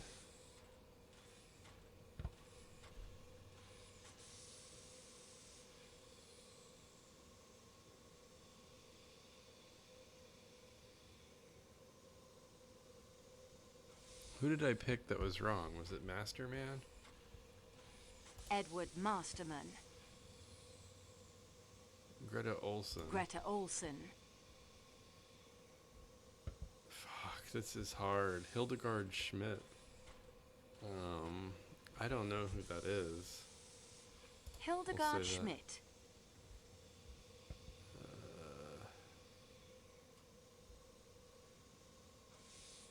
I'm gonna go with Hardman. Cyrus Hardman. Mademoiselle, Fuck, dude. Caroline Hubbard. No, ma. Oh, jeez. It might be none of the None above. of the above. Précisément. These 4 alone, amongst the occupants of the Calais coach, would appear to have no direct connection with the Armstrong case. Yet I was struck by the curious coincidence that everyone in the Calais coach had an alibi.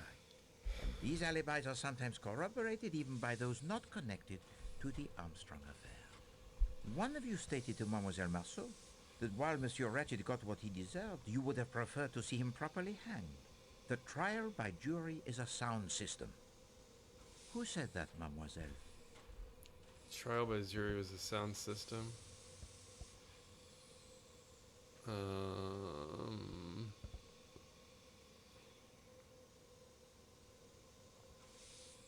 Mary Debenham. Mary Debenham. Can you really think that illustrates my point? Oh no, I'm fucked, dude. Princess Dragomirov. Use the... I don't know the answer. Colonel Arbuthnot. Just so.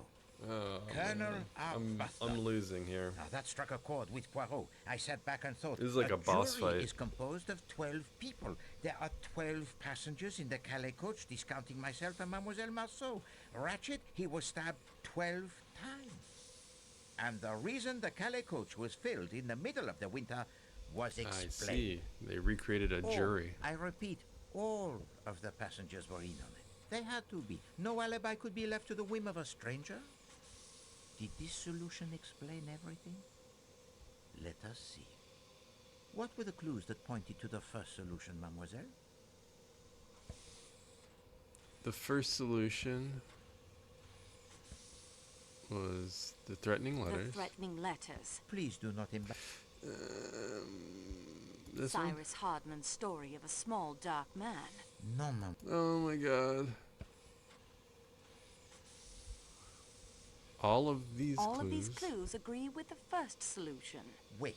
And now, of course, my attention focused on Monsieur Hartman, for he, the apparent outsider, had provided a key element in this artificial solution of an unknown enemy. How to explain his complicity? And then I remembered that Mademoiselle Marceau had told to me 2 suggestive moments during 2 different interviews with Monsieur Hartman.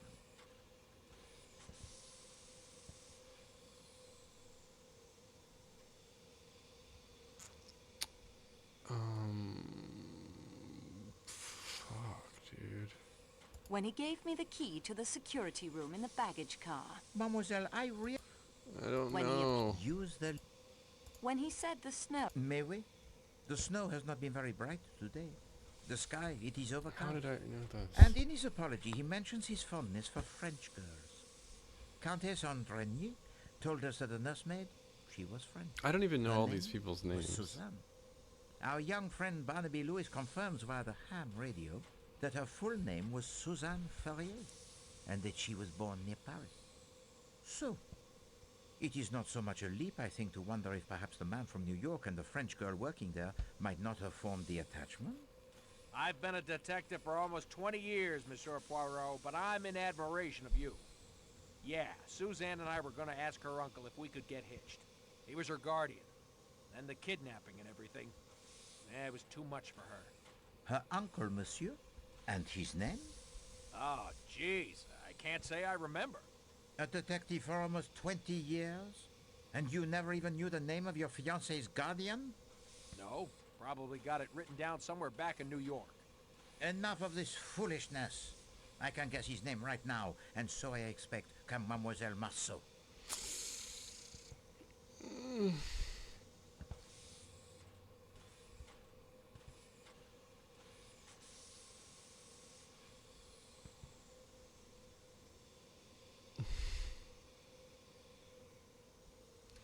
Pierre Michel, right? Pierre Michel. No, Mademoiselle. Fuck. Monsieur Bouc? Marcel Bousse. Please do not.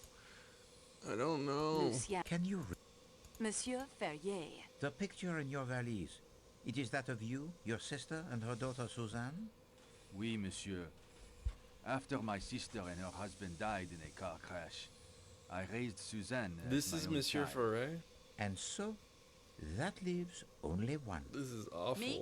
I'm, If you tended I as am one of losing. your killers, Mr. Poirot, that makes you 12. You don't need me. No, madame. I have come to the odd conclusion that the person who has taken no part in the crime is the one who would be considered most likely to do so. I refer to Countess Anne Ranier. Her husband swore on his honor she did not leave her room But last she's night. not really Countess, right? A She's... count from a noble family? A rising young star in the Hungarian diplomatic service? Such a man does not swear upon his honor She's the sister of the No, it is girl much that more was probable killed. that he tells the truth. And it is the devoted husband who, so to speak, takes his wife's place. So you see, madame, we are back to 11 without you. Well, I never. Wait until my daughter hears about this. Why not tell her now? She is sitting there right beside you, Madame Adam.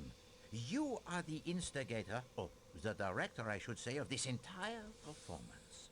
You, who Mademoiselle Debenham so rightly called the strongest character among us. And there you have it. Does this second solution explain everything? Let us see. Mademoiselle Marceau, what was the real murder weapon?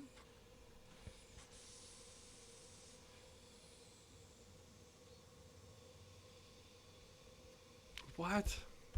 I thought it was the stiletto.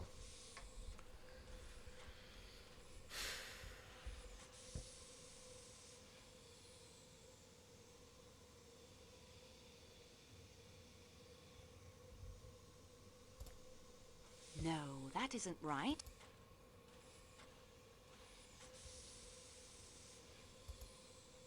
But of course, a drama planned this carefully does not include the blood-stained stiletto with the fingerprints of some unknown. No, that is merely a prop, as were the two threatening letters. The burned note, of course, was a real threat.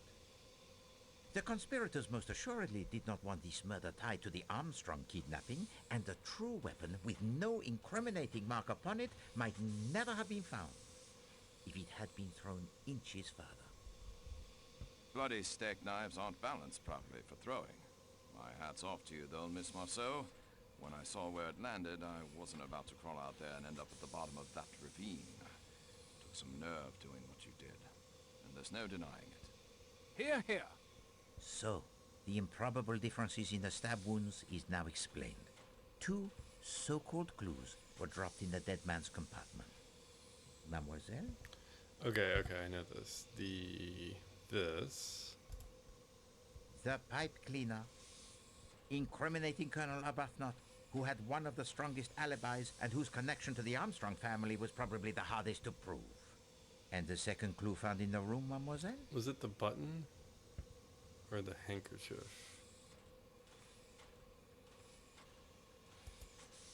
The handkerchief, incriminating Princess Dragomirov, who by virtue of her frail physique and the alibi given by her maid and Michel was practically in an unassailable position. Then there was the clue found at the shepherd's hut with the incriminating fingerprints. Do you have it, mademoiselle?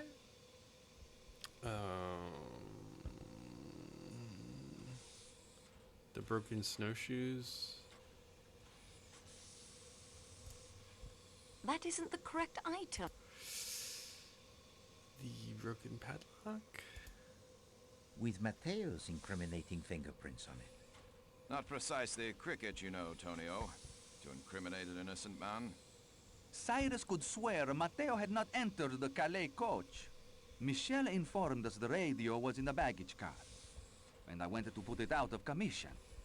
I did not want to destroy the equipment. It must have taken him much saving to purchase. So I only smashed the telegraph key. Signorina, you are a miracle worker for sure. To get the radio working again. I know about these things. That was a stroke of a genius. Stick to the point, Monsieur Foscarelli. Well, Mr. Foscarelli. With great pleasure. The padlock was just hanging there. I found the snowshoes earlier, and then the shepherd's hut. I was supposed to find a good place for the uniform and the stiletto, and the hut was perfect. But I had to break the lock to enter. All I did was go and get the padlock on the radio crate. I didn't mean to point the finger at Mateo. The other red herring was not a herring at all, but it was certainly red. Mademoiselle? Kimono. And then to put it in my valise was not a nice trick. The kimono is mine, monsieur. And mademoiselle, I had no intention of trying to incriminate you. I had to put it someplace. And I thought it would be amusing if you found it there. Oh, oui. You enjoy your little games, Countess. Mademoiselle Freebody, indeed. Well, Madame Arden?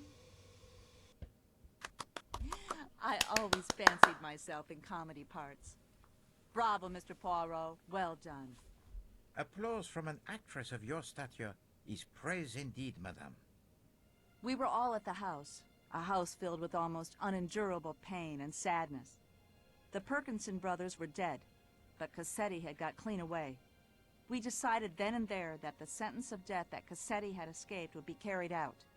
Little did we know how many years would pass, how many false leads Mr. Hardman would track down before Cassetti would be found. Whatever country my work took me to, no matter how tough the case, I always saved plenty of time to try and pick up the trail. But he kept on the move. Brazil, Mexico, most of Europe. Ratchet was only the last of a string of aliases. Then Mr. Michel wrote to me. It was he who, quite by accident, had recognized Cassetti traveling aboard the Istanbul to Calais train. When we learned the man, now calling himself Ratchet, frequently traveled to the Middle East aboard the train, we knew we could have some control of the scene of our planned execution. It took months, but in time Ratchet hired both Hector and Masterman. One of us would have been enough. Two were better. Hector handled all of Ratchet's travel arrangements. With Michelle's help, passage was booked on the same train he would be using to return from his latest excursion to the Orient. The rest you seem to know. Oui, madame. Indeed, the rest Poirot knows. But I don't understand. You've uncovered everything. We know we did it. How can there be another solution? Simplicity itself. There is among you one who is not who he pretends to be.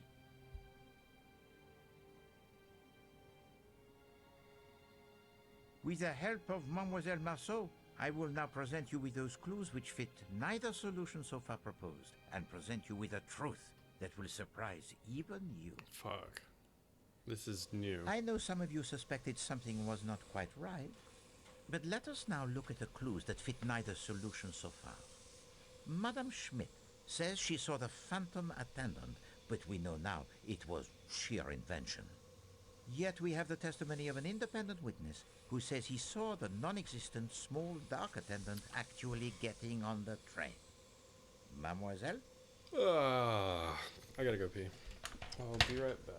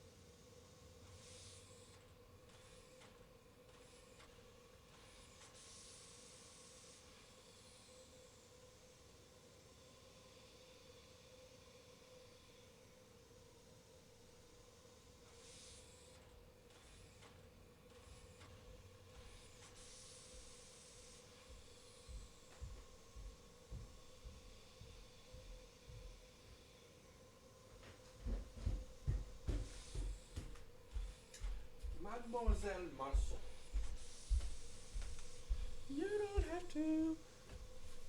You don't have to press out that dress tonight. Alright, let's say it was Mateo. The Athens-Paris coach attendant. Mademoiselle, Oh my god. Lucien, the waiter. Use the... I don't know. Klaus, the chef de... Mademoiselle... The fireman. The fireman. Please do not... The engineer.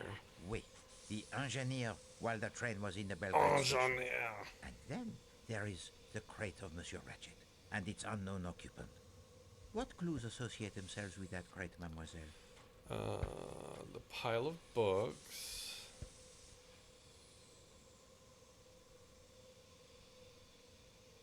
The pile of books. Oui. The uniform, I think, worn by the person the engineer saw. The pile of books, mademoiselle believes were useful in the planning of the crime, yet no one has mentioned them. And the fact that the person with access to that key would be in the best position to tell us something of the occupant of that crate. And lastly, there is the little matter of the kidnapping of Mademoiselle Marceau.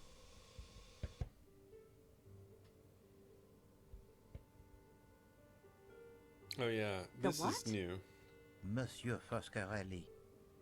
I would not harm the signorina. It is why we are all here, to punish the kidnapper. She's right, Poirot. How can you think any of us would resort to kidnapping after all we've been through? As you can see, Monsieur Parkinson, we have pieced together much of your story. Only the reasons remain, and I leave those to you. What did you call him? He called him Parkinson. That is my name. Robert Perkinson. Silence! At once! You will obey me in this and listen to what Monsieur Perkinson has to say. You owe to Poirot that, I think. Please understand. I know how you must hate I me. know how you must hate me. It was my dear wife, Isabella. The unidentified woman the papers mentioned, who pleaded with Paul and me as the police closed in to let her take Daisy away. She was sick with grief. Take Daisy away? Cassetti killed the wrong little girl. He crept up while Teresa was alone outside and shot her in cold blood. He was gone again before we knew what had happened. We'd refused his orders to kill Daisy, you see? So he took matters into his own hands and killed my little girl by mistake. Was there a right little girl to kill? If any group of people could know exactly how my wife felt, I have no idea. You are here before me. And we were afraid. Some accident when the police came. It was unthinkable the little girl should come to harm after we had just buried our own daughter. Some time after I escaped, after Paul had died in the electric chair, and Isabella had identified some John Doe found floating in the harbor as me, I joined Isabella and Daisy in France, where they now lived as mother and daughter. I knew we should return the child, but my wife would have died the day she was gone. The child now answered to the name of our little girl, Teresa, and called my wife Mama. You understood the meaning of the photograph, Mr. Poirot? Your family. You, your wife, and your little girl. And once I realized that, I knew that you could not be Pierre Michel. I then began to consider who you must be. Only one figure could not be accounted for with certainty. Robert Parkinson. Last year, only days after my Isabella succumbed to a cancer that I think grew inside of her since the day of the kidnapping, I sought out Michel. He informed me of the plan to punish Cassetti. This guy's the best actor in the whole game. A plan that he, despite the death of his niece, never thought he could see through. He showed me the letters Mrs. Hubbard had written to him. He was in a terrible state. He had seen Cassetti? Yes, twice. On this very train. I could see he was not a strong man and would not be able to face Ratchet. I looked at those letters and asked him one question. Had Mrs. Hubbard or any of the others ever met him in person? His answer was no. I wanted Cassetti dead as much as any of you. He killed my child, and just as surely my wife. So here I am. But, my granddaughter? She has been staying with my wife's sister in Belgrade for the past few days. She came aboard the train there last night, dressed in an attendant's uniform. She changed into her regular clothes and has been camping out, as she calls it. The nuns at her school have kept up her studies, in English as well as French. She is a good student indeed, to have brought all her school books with her on the compound. I told her to study. She has been staying in the baggage car in Ratchet's crate. Last night I took some food from Klaus's kitchen when he had gone off for a moment. And the statue worth $4,000? I dumped it on a trash heap near Sirkeki Station, I'm afraid. This cargo is far more precious. At last, the riddle it is solved, n'est-ce pas, mademoiselle? And with a most satisfactory solution indeed. Nice.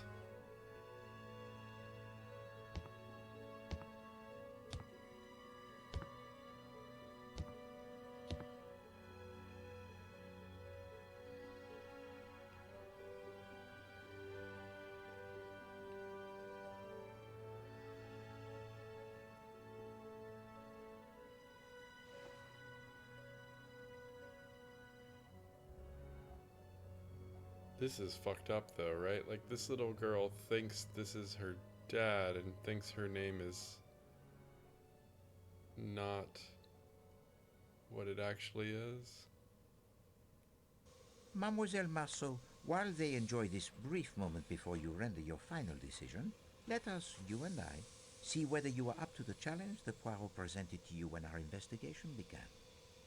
Let us check the progress report you have been keeping in your scrapbook. Mademoiselle Marceau, Poirot must compliment you on a job well done. You are courageous. You face the dangers without flinching. You solve many puzzles that confront you, overcome many obstacles with enthusiasm and good humor. An above-average performance in every respect. Hopefully, with the knowledge you now have of my methods, you might do even better should you ever find yourself faced with another mystery to solve. Was that the good ending? Did I just get the good ending? Or I got the above average ending. No, B minus.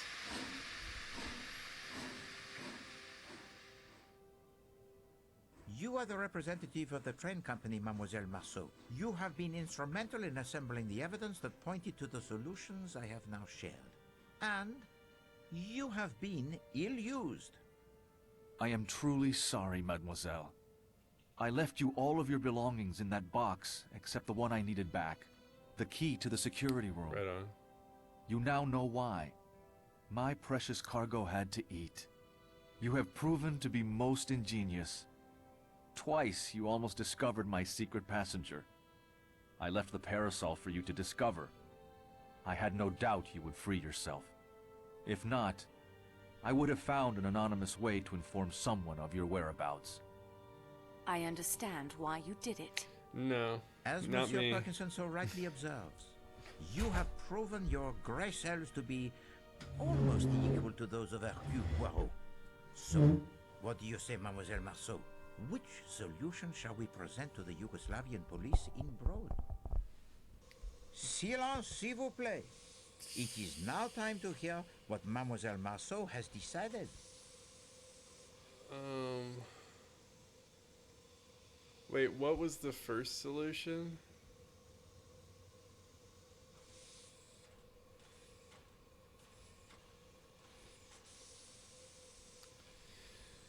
Okay, the first solution was that there was some unknown murderer that came on the train, killed the guy, and then left.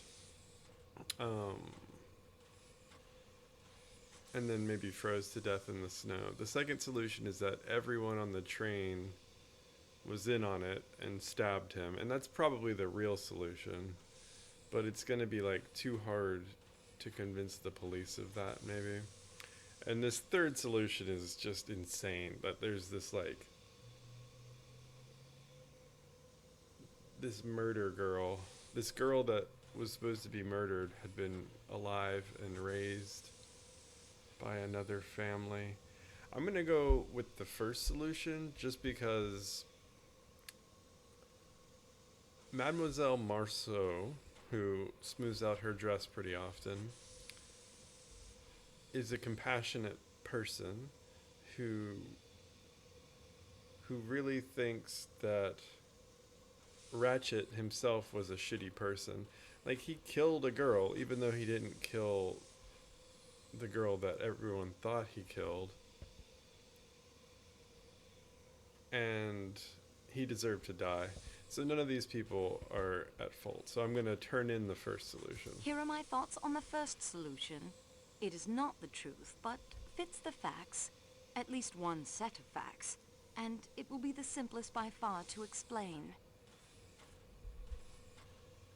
My opinion of the second solution is this. It is at least most of the truth, as much as 12 people in this car knew. They are self-confessed murderers, and yet, no, that word is wrong.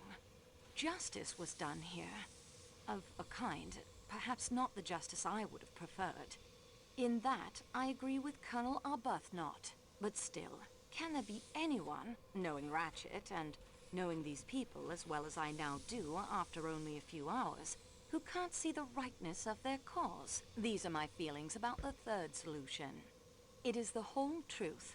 More heartache than even these 12 people knew. And it must stop somewhere, mustn't it? There are lives to build and rebuild here. I think of Greta's words on her postcard, and of the family that had one last day in the sun at Coney Island before the storm engulfed them. I think they all, including Monsieur Perkinson, deserve a chance in the sun again. Therefore, it is my belief, Monsieur Poirot, the first theory you put forward was the correct one. An unknown enemy of Monsieur Ratchet, whom the murdered man feared, sneaked aboard the train disguised as an attendant and is responsible for the murder. Unfortunately, he is still at large, or lies frozen in a snowbank somewhere awaiting the spring thaw. I suggest that is the solution we offer to the Yugoslavian police when we arrive in Broad. That's good. That Dr. fits. Constantine? Even if I did not owe you and Mademoiselle Marceau so much, I have learned to leave such matters to those best qualified to decide. I, of course, accept Mademoiselle Marceau's decision. Why exactly? Yeah, that's What? Exactly. What did I tell you? Yes, thank you. Monsieur Poirot, your ankle. It feels much better. And Poirot? He has been cooped up in his room far too long. He has the need of some fresh air. This is Monsieur Poirot with fresh air. Mr. Michel, I'm sorry, Perkinson. I cannot find it in my heart to hate you. All I find there is forgiveness and thankfulness for giving us back something we thought we'd lost forever. In fact, it seems you are now one of the family. Thank you. Daisy, child, my dear, I am your grandmother. I thought my name was Helena.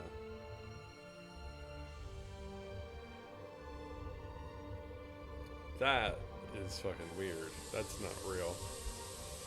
No way would she give her a hug.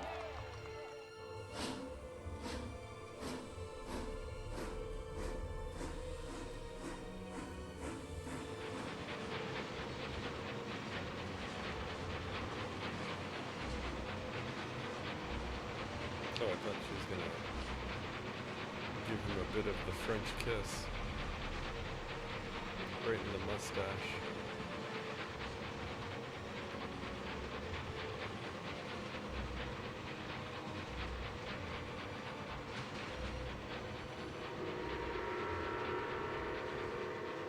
Bravo. Bravo, Agatha.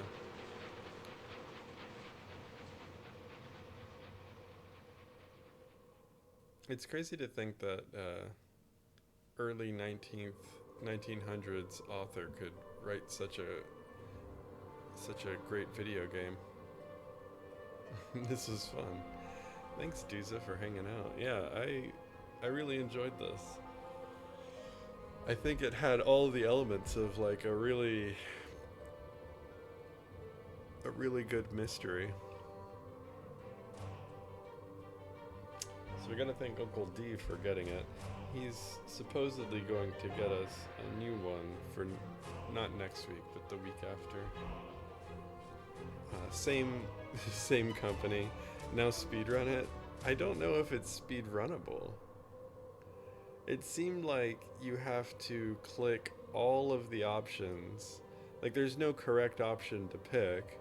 You just have to do all of the work.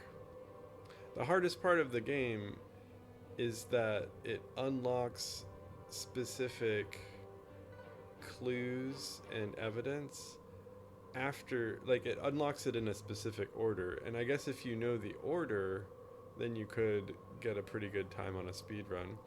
But it's like, I wanted to get into that suitcase of Poirot's for a very long time, but it would only let me look in his suitcase in one specific window, and it's just fucking hard to figure out.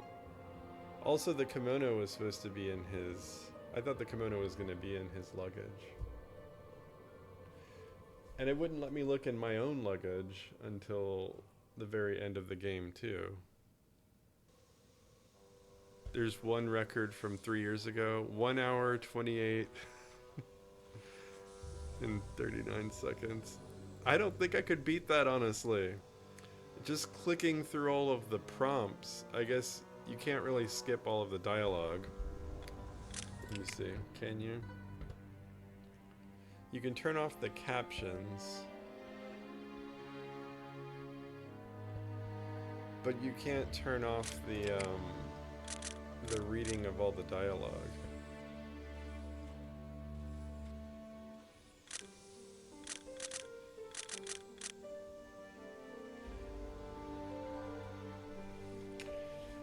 I think probably my best course of action is to play a different Agatha Christie novel, because Murder on the Orient Express is the most confusing of the murders, because all of the people on the train were involved. There wasn't just one murderer. And so you couldn't really pin it down. And a lot of the evidence was red herring, confusing shit that the perpetrators of the murder were trying to mislead Poirot. But yeah, I think I'd be willing to do another one of these. So Uncle D, bravo. If you can get that next one to me in the next couple weeks, I'll play it next time.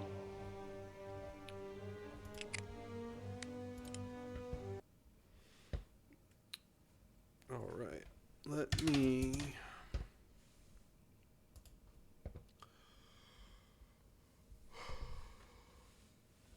try some.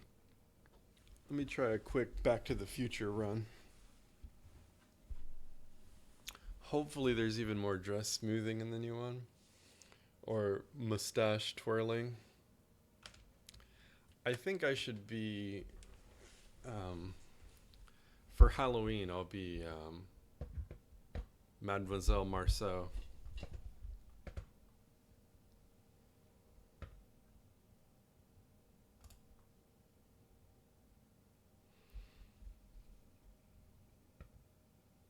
Oh, do I have Maniac Mansion? Let's do some Maniac Mansion runs.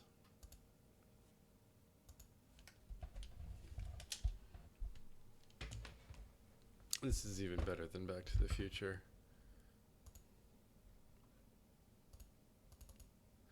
This game's a lot harder than Murder on the Orient Express. I don't know if you've ever watched it.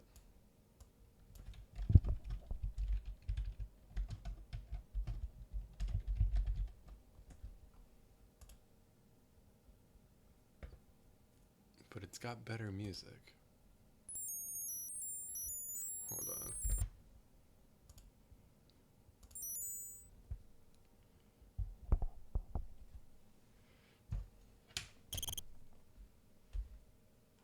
"20 years ago today, Sergeant Pepper taught the band to play.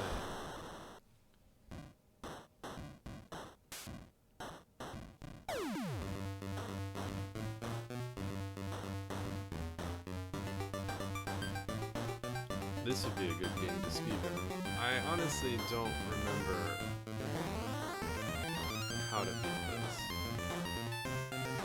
And it's really easy to die in this, so I'll probably die a few times.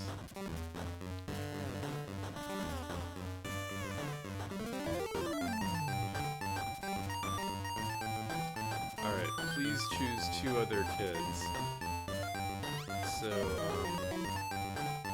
this guy can fix the phone. 2 kids besides Dave. Bernard, geek, award winner, and physics club president.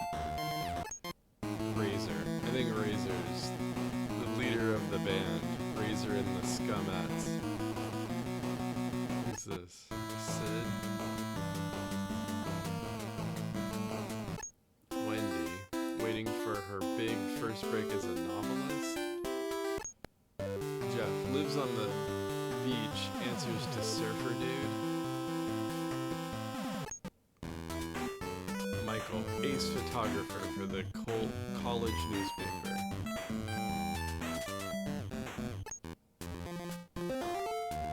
I know he can fix the phone. And she can record music. Michael looks like a zombie. Yeah, like Michael Jackson.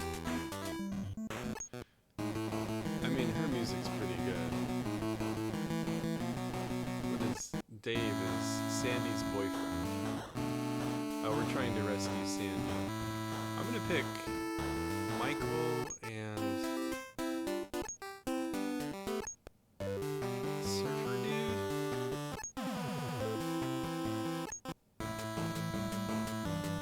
No, I want the photographer. Is Michael the photographer? Okay.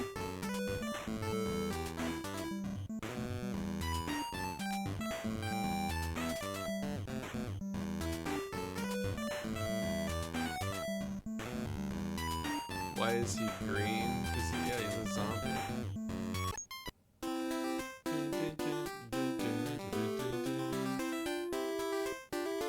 We gotta go by music. Like, her music's the best. Or wait.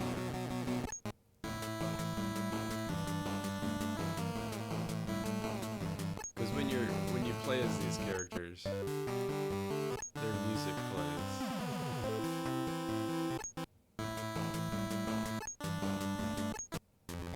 I kind of like this music.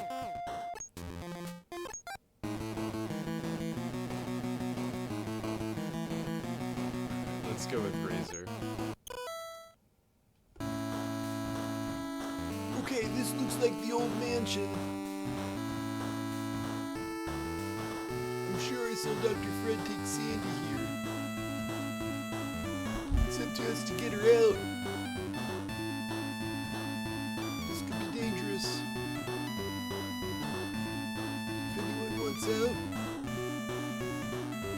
I heard Dr. Fred was kinda cute.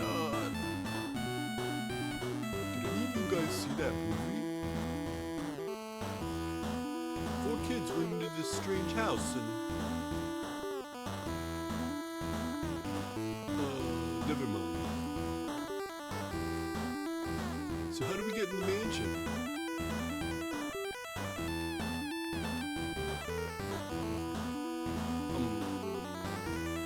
Would you try looking for a key under the doormat?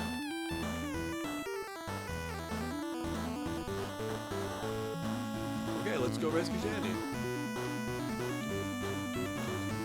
Alright, I'm gonna read the sign real quick.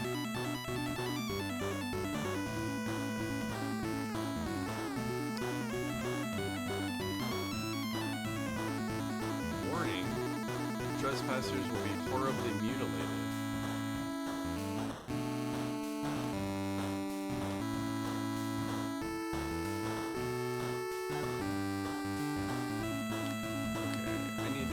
I think once you read this sign, it changes. 6680 Cemetery Lane. Alright, hold on. I think I can move the bushes.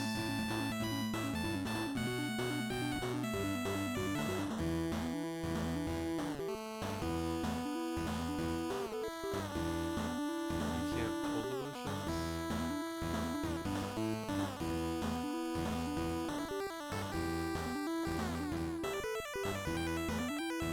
Oh yeah, the music is super loud.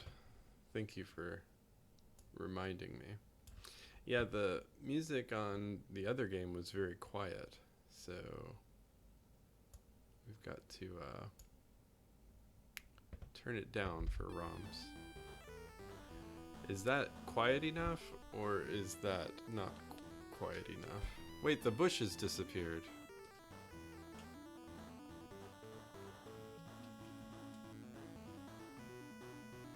I can't budge it, it's rusted shut. Alright. Oh, it's quiet now.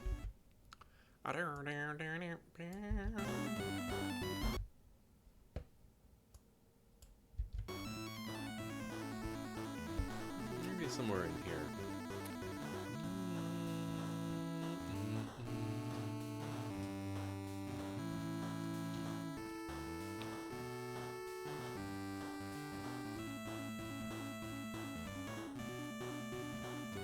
Doesn't seem to open. Alright, okay, I pulled the doormat.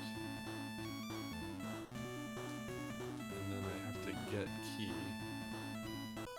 And then I use key in front door.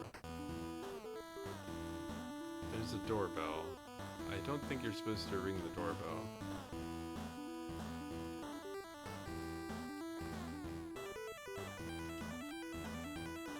Okay, there's a lot to do, and I don't want to get caught yet.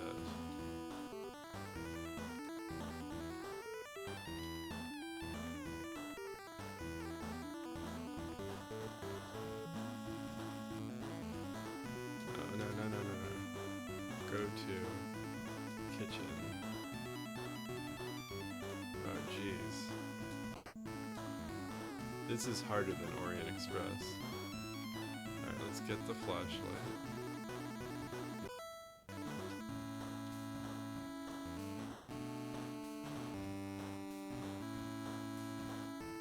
I'd rather use the microwave. Alright, there's nothing in the microwave. Can I get the chainsaw? They're glued to the wall. I got the chainsaw. Okay.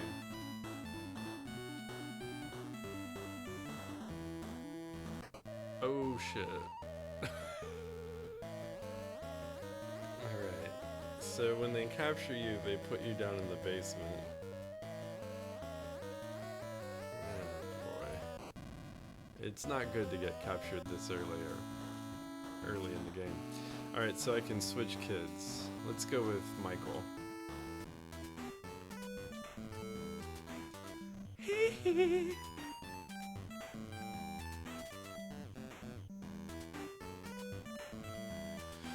Alright, so...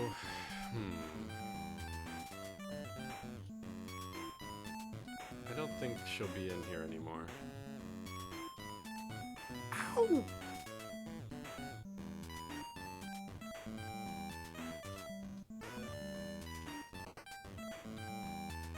Alright.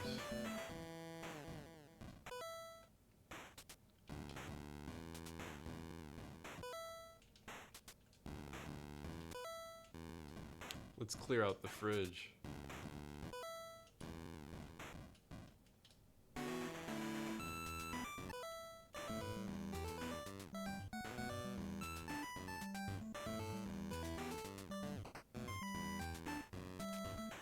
Oh, damn. Okay. So there's a gravy stain. Let's read the gravy stain. Go to old rotting turkey. Let's get old rotting turkey. Nice.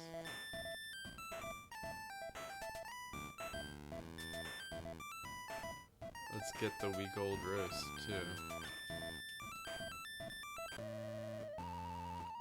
Gee, I'm hungry.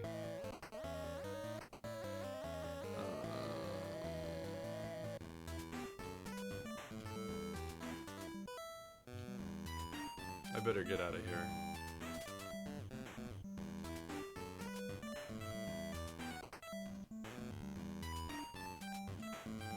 I'm gonna close this door behind me just so that guy doesn't follow me. Okay, so this is where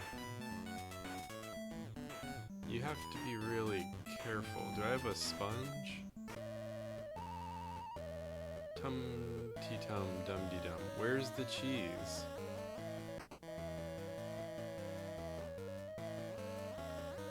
That guy wants cheese. Fruit drinks. Glass jar. Alright, get glass jar. Should I get the fruit drinks too? Dang. Guess I gotta get all this stuff. Okay, tentacle chow. Alright, now, developer. If I try to get the developer, I think it will fall down and break.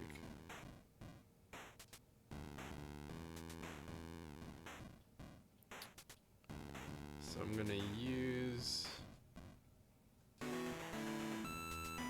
glass jar with developer. That doesn't seem to work. Okay, I have to get it. And then it has to crash through the grate.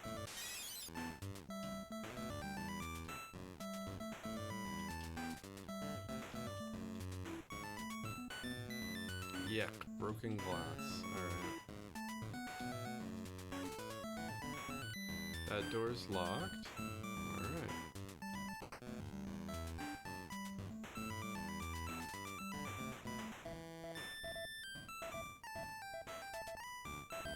Boom, boom, boom, boom, boom, boom, boom, boom, boom, boom, boom.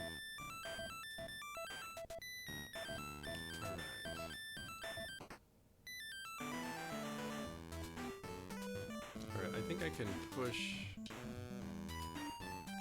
the gargoyle. Maybe I can pull the gargoyle? Or I can use gargoyle? Oh, it's this gargoyle.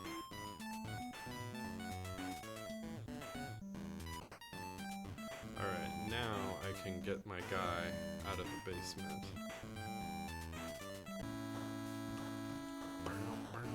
Wait, what? I thought...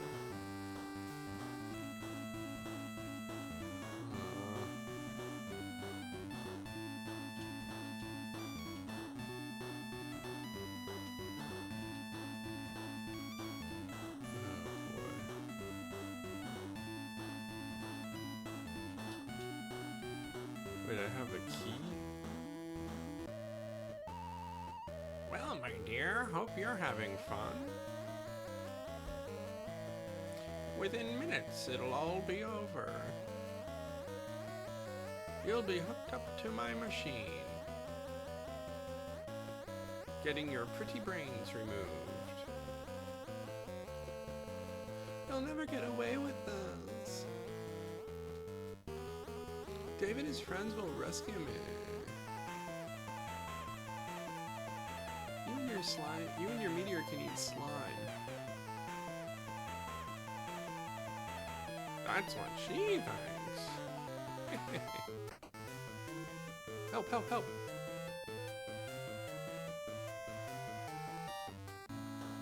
So can I use the key on this?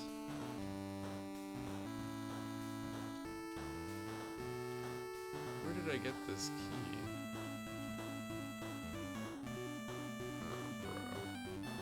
So he's got a key, flashlight, chainsaw, CD player.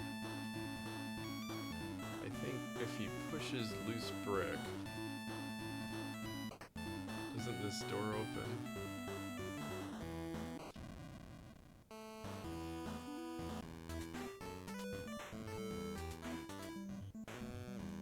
Alright. He has to push the brick and then run. Get out. Oh.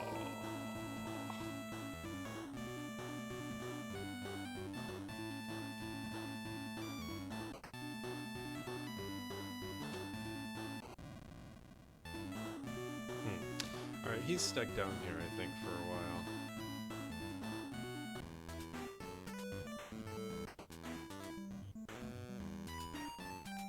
But maybe not. Let's have him push this and we'll get our razor to come in. Come on, razor!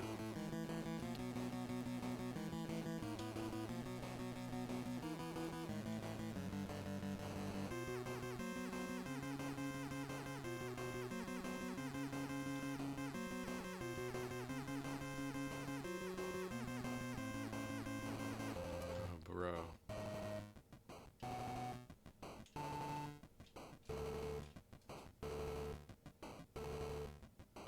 Light switch doesn't seem to work.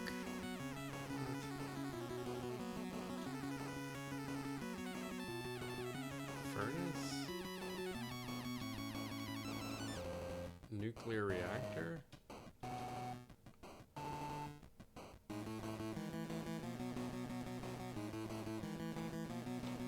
What?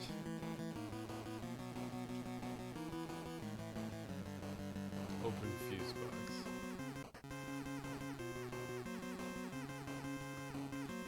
Use circuit breakers. Oh wait, there's a silver key. Let me get that.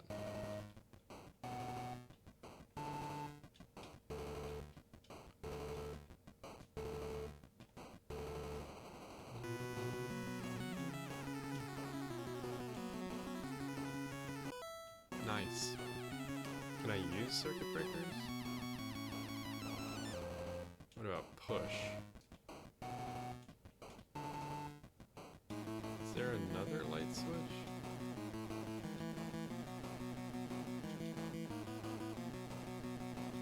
Door, or an open door? The door is locked. Let's use silver key in door. Dang. Alright. I think this is the door to the dungeon.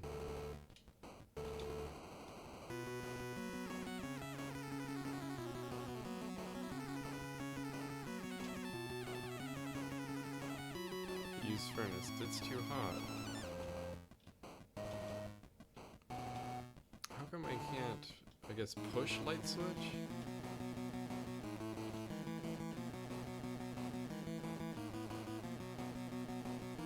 I can't move it. Close light switch?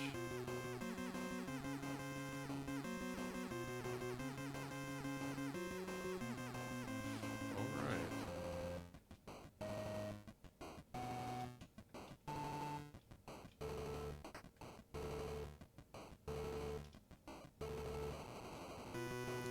Alright, Michael, you gotta get out of that room, bro.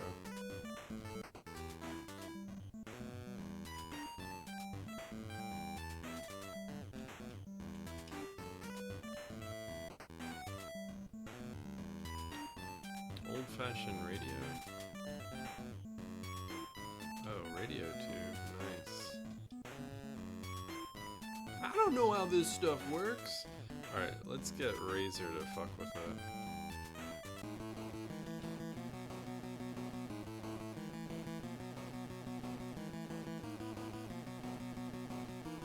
Doesn't seem to open. Use cassette player.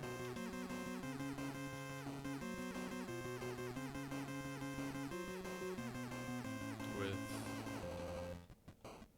silver key? Okay. Alright. There's nothing I can do here. There's a key up here, though. This is like, hidden pictures.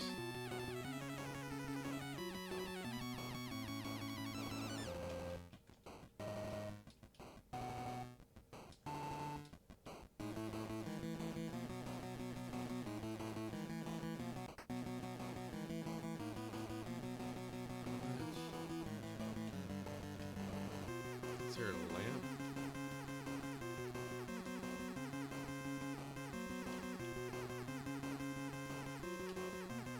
Push lamp.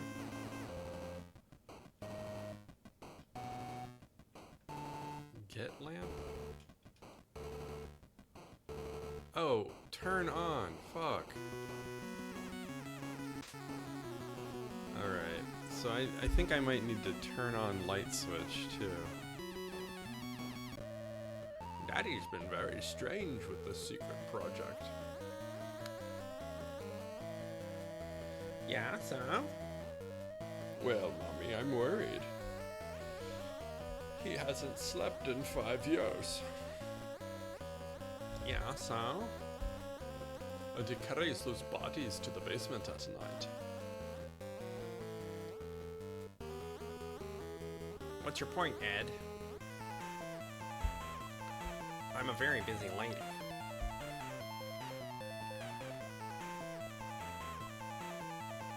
Never mind.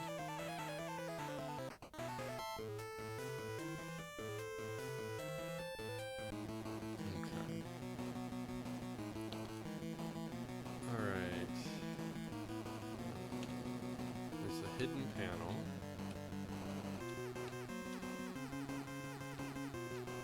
With a cassette tape.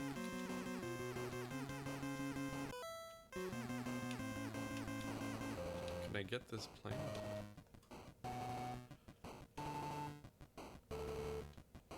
Maybe I can use plant food on Chuck McPlant.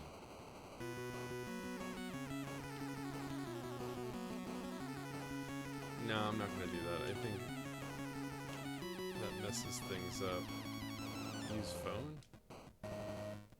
Seems to be broken. Oh my god.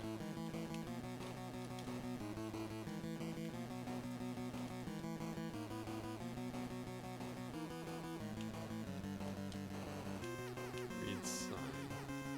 Staircase out of order. Oh, better follow the instructions there. Alright, let's use the cassette tape in the cassette player.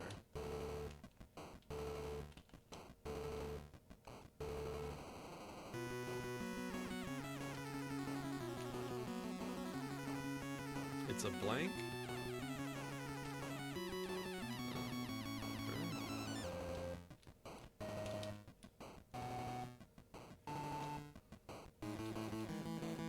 This is so tedious.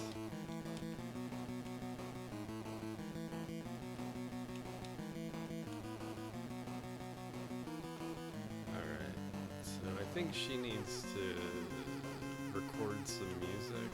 I don't really remember exactly what to do here.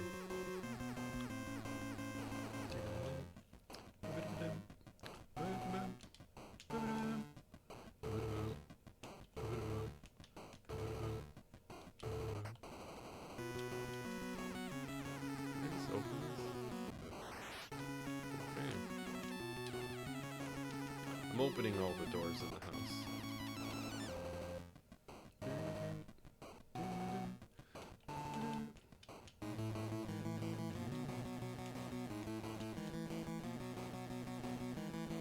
I'd better not get vase.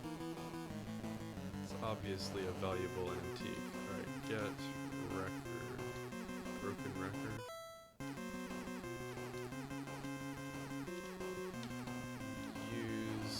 Cassette tape in cassette recorder. Turn on cassette recorder and then use piano.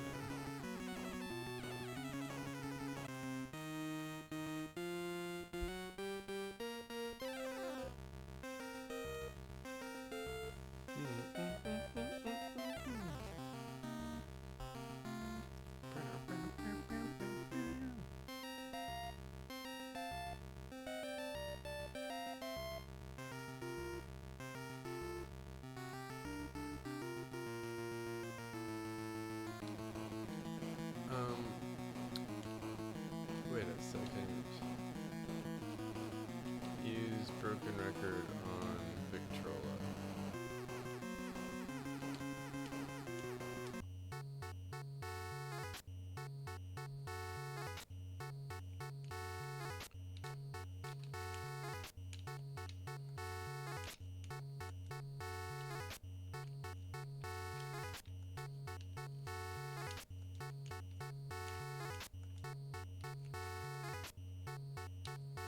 Oh no, it's still recording? That's no good.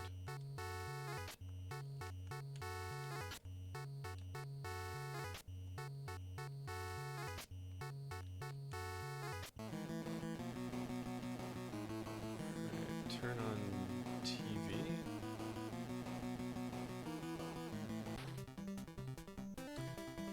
Hi all budding writers, musicians, and game designers. Send a 222 skyscraper way.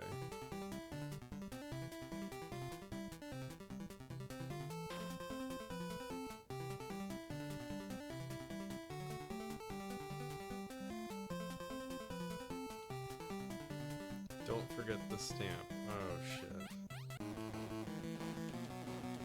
Alright.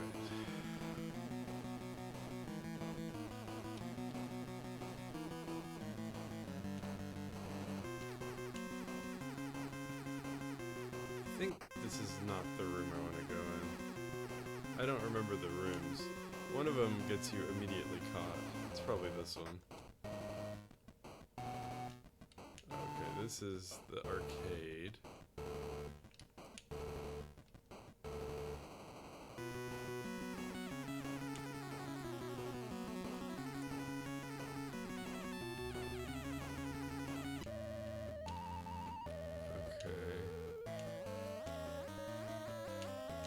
I think this guy wants something.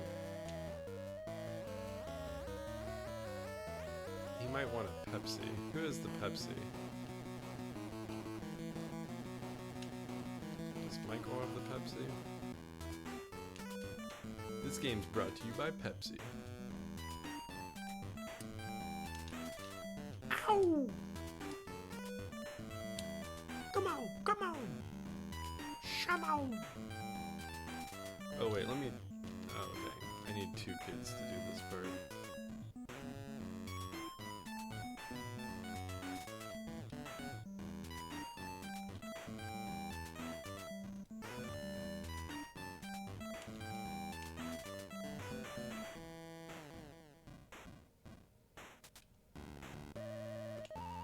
Alright, give Pepsi to Tentacle. 12 full ounces, that's a lot. Feed me and you can pass. Wait, I gave him Pepsi.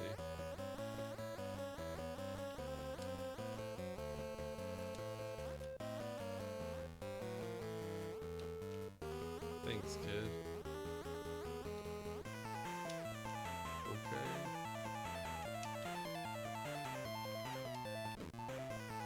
Wait, I did.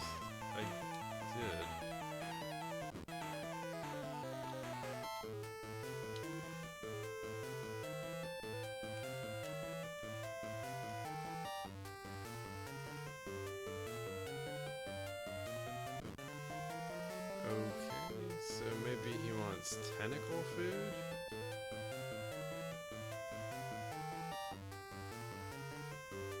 Tentacle chow?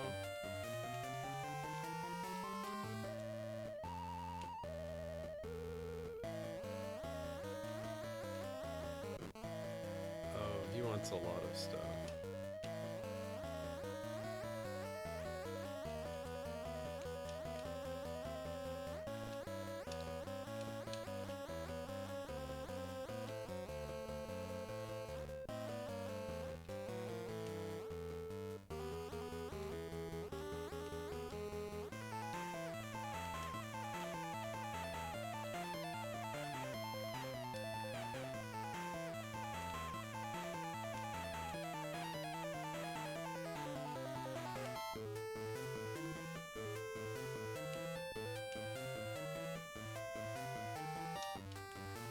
I don't want to give him the cheese. Will he eat the broken bottle?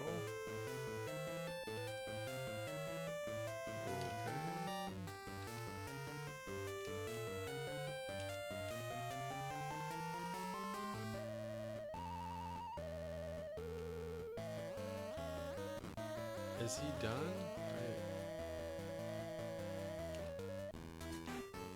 Maybe he does want the cheese? Oh no, he's gone now. I just needed to leave the screen and come back.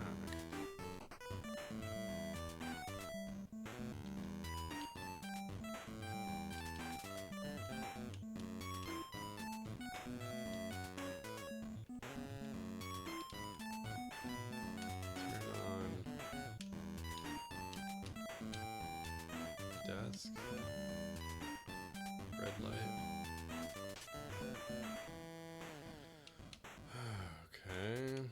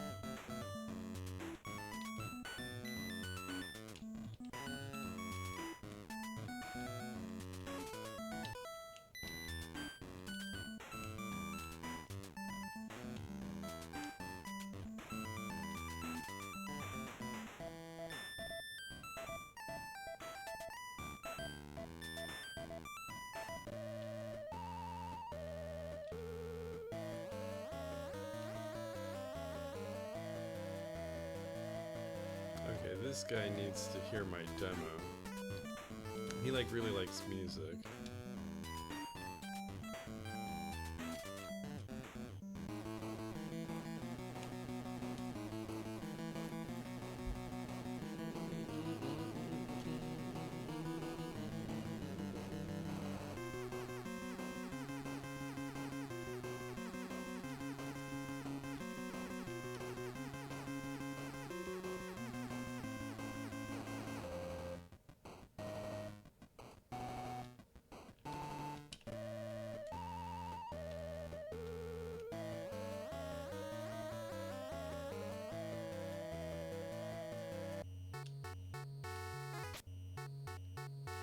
Oh no.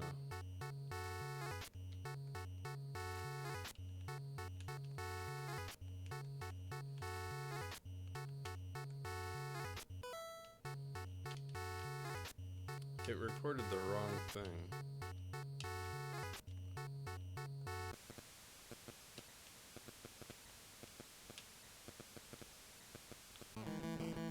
Alright, so I think I need to do a little bit more work.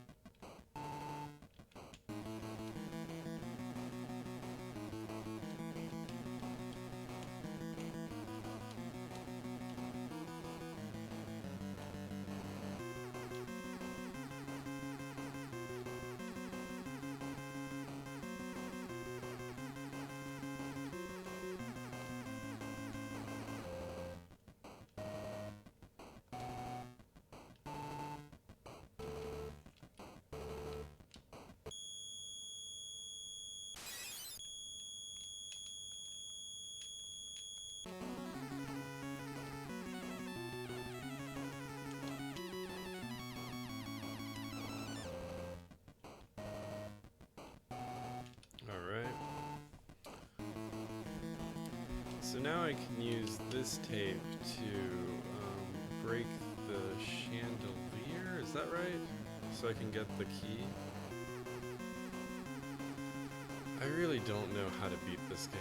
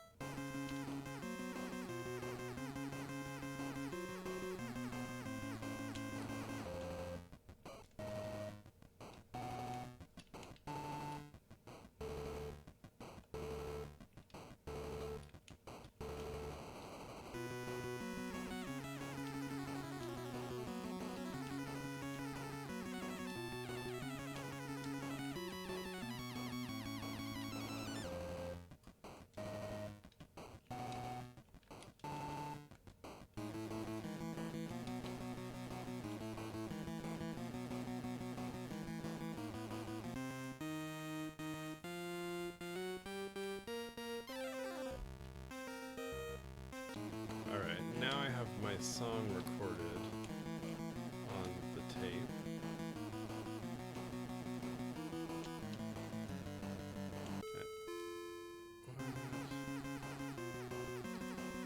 Somebody's at the door.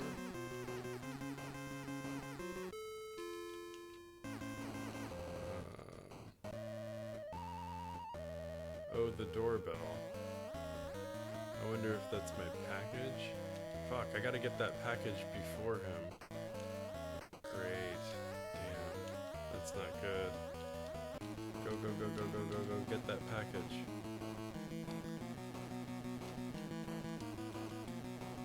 Come on, girl.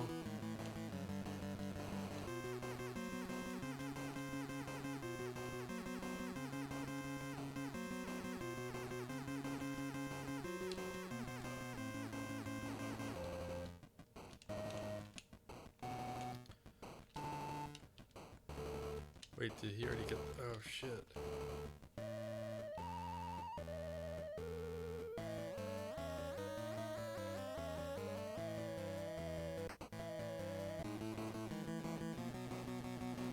Alright. The door is locked.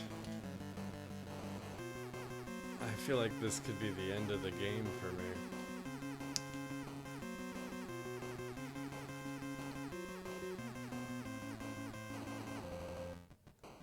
Because Michael has the key. No, Michael doesn't have the key. Dave has the key. Oh, great.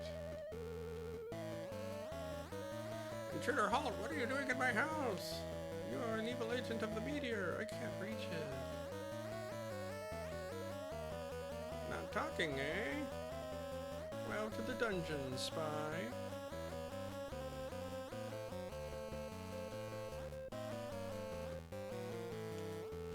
Too bad you weren't on my side. Alright. Alright, Michael. Push the brick.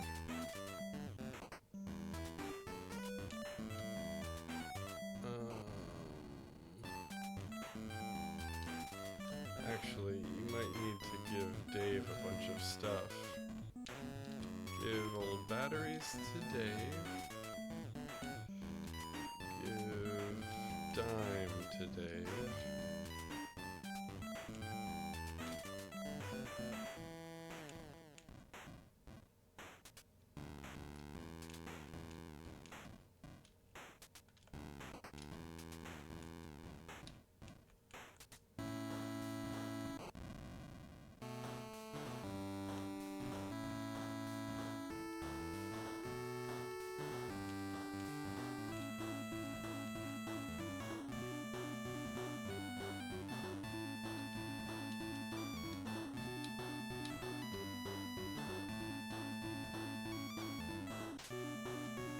Ah, okay.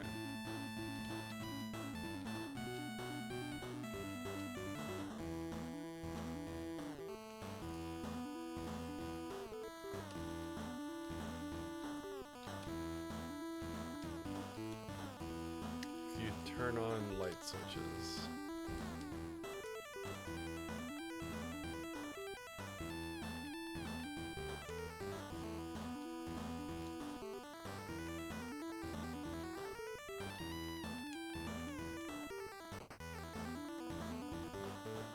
Alright, so we're good here. Michael's stuck. We'll hang out in this room. Razor. Razor might need the cheese.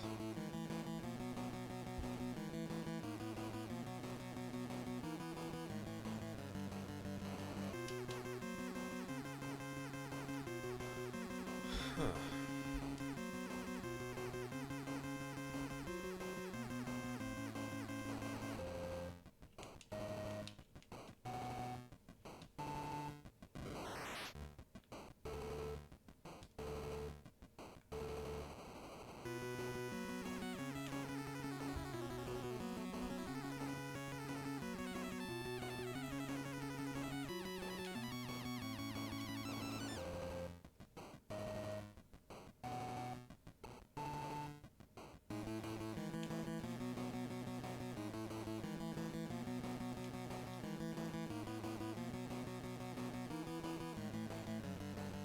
Alright, so now I'm gonna give him the cassette with my music on it.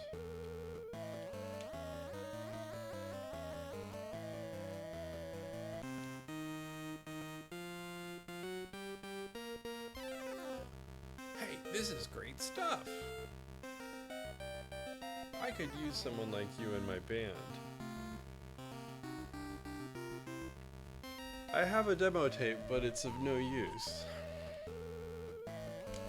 I'll never get a recording contract. Even if we get a band together.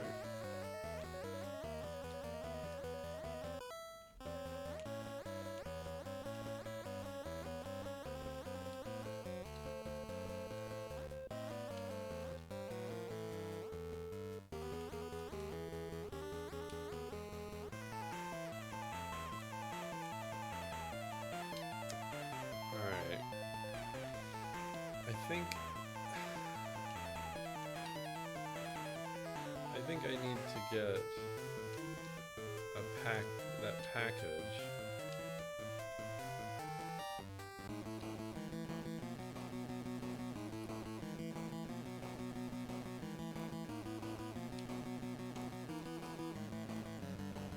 What does that guy want though? She's got a bunch of keys. I think that guy wants cheese, right? Oh my god, what are all these rooms?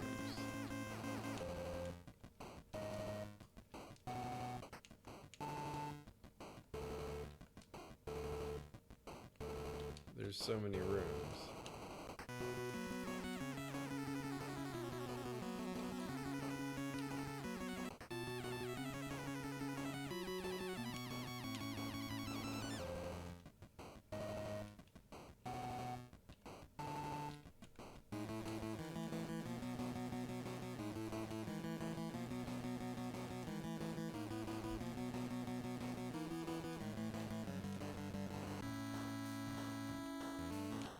Does he have the cheese? Does Michael have the cheese?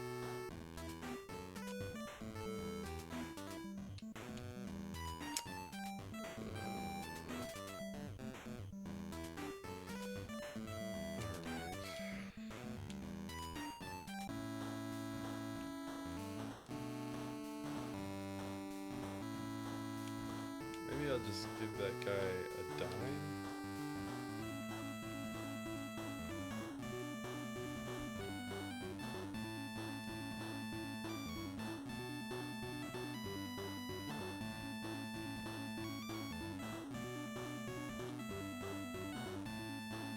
I don't even know what room he lives in. Probably the second one though.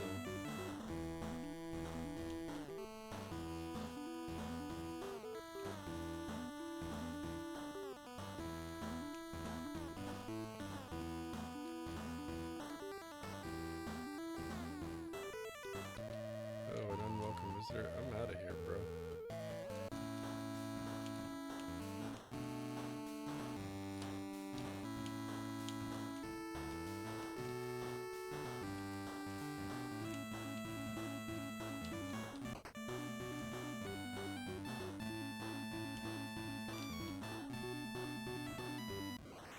Whoa. Call Edna?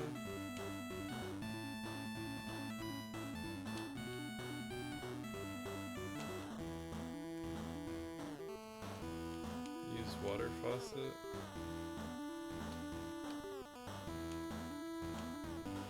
Oh, sponge. Okay, there's the sponge. I know that's for something. Pull chain.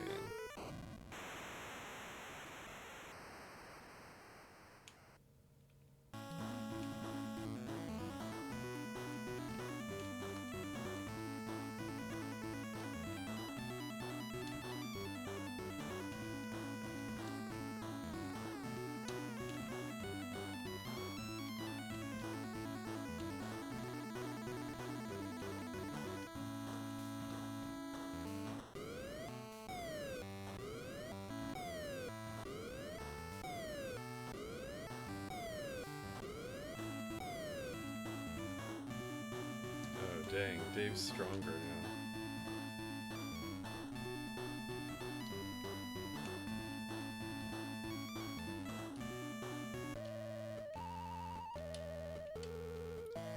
I'm gonna give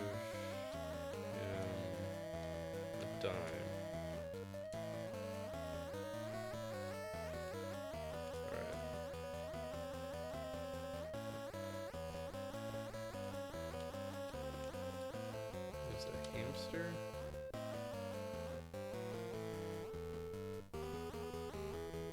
Where is Razor at? Razor might be able to steal the hamster now.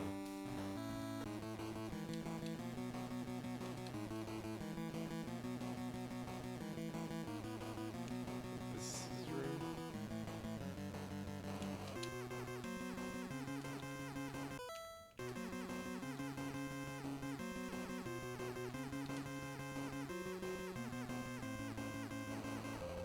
Oh dang, there was another thing behind the hamster.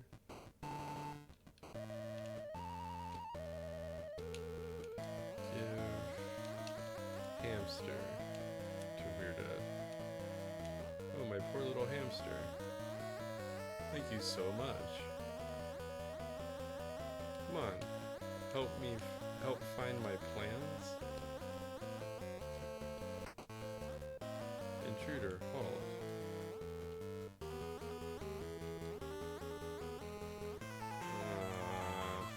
He's gonna send me to the dungeon.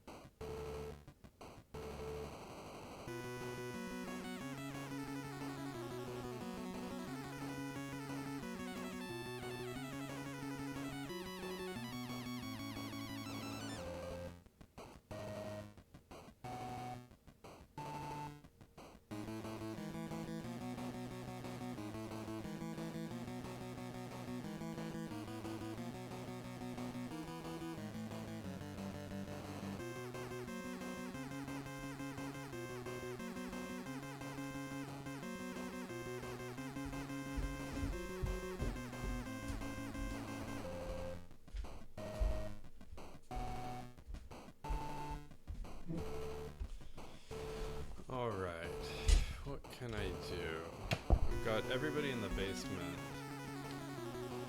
Michael needs to give the cheese to somebody.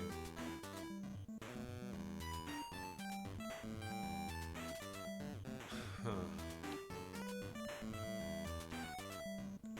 Okay, Razor's got a bunch of keys. Maybe Razor can use these keys.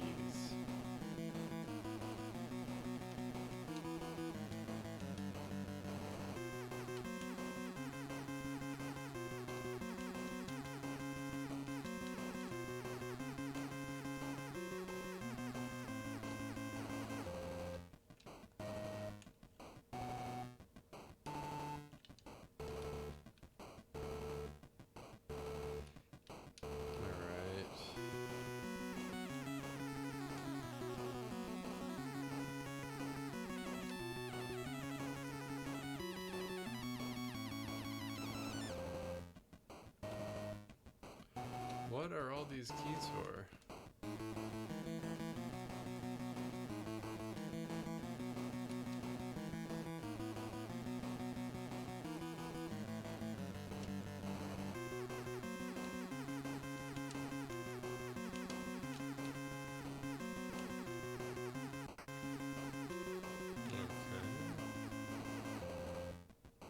So the old rusty key opens that door.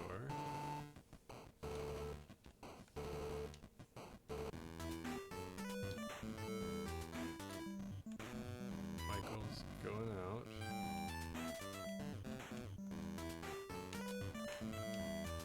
Dave. Oh wait, new kid, Razor. She's got the old rusty key, so we can all get out of the basement.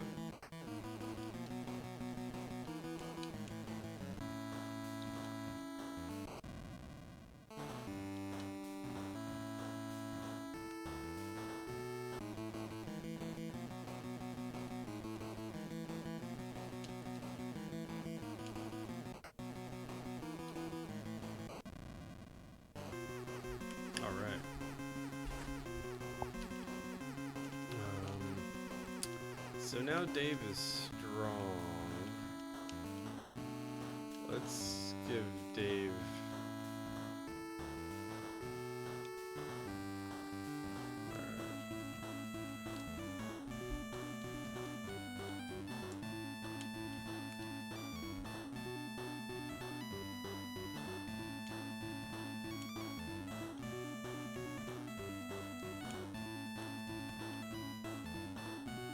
So I think Dave can open the grating.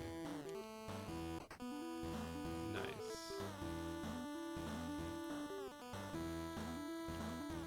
Does Dave have the sponge?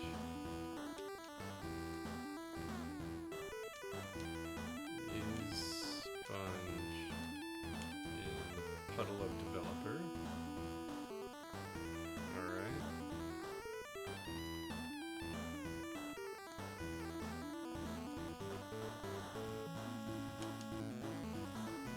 And then turn off water valve.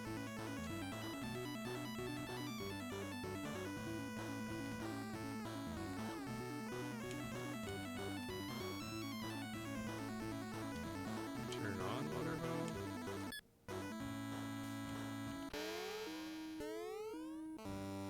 What? Oh no, the pool is empty again. We're going to have another meltdown. How can I take over the world when I'm on a budget? What does this mean? Alright. Razor can run to the pool now. I think that's what you're supposed to do. She's got all the keys.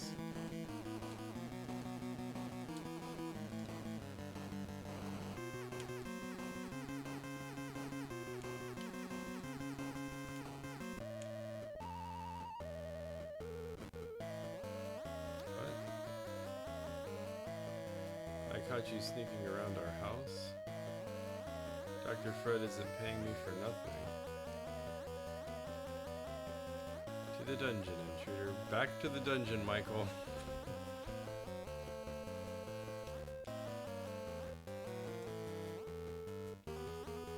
I hope you rot. That's not very nice.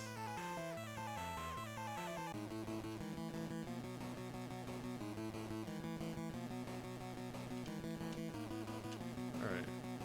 That interrupted what I was doing.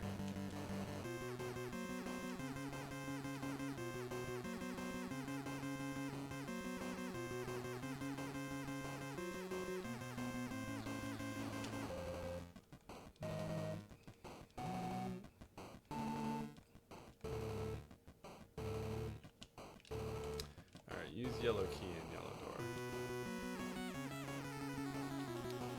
Alright, use silver key in yellow door. Alright. So now I can go in the pool. And get the glowing key. Get the radio. Can I get the pool chair? It's too heavy. Can I get the drain? Can't pick that up. Can I push this button? Don't push the red button. Okay, I need to get out of here because that's gonna blow up. Get out of here, girl.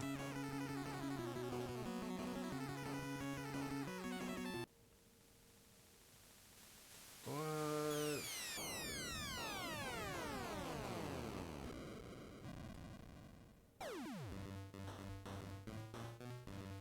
The house and everyone within a 5-mile radius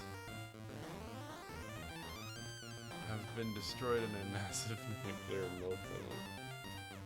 Well, that's what he meant by turning off the pool. The game is over? That's harsh, man.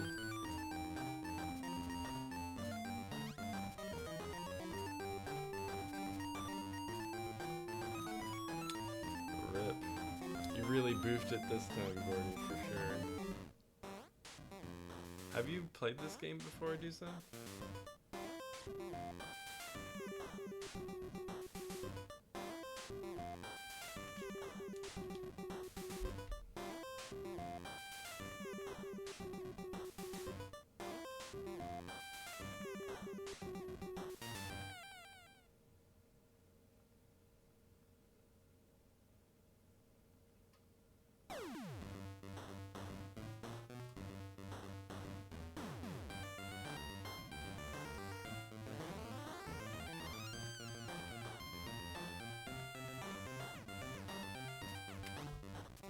never played it? It reminds you of Spy vs. Spy. Maybe I should try Spy vs. Spy. Damn. Well, I thought I would get farther in it. There are those little things that you have to know about this game, like you can't leave the pool drained for too long.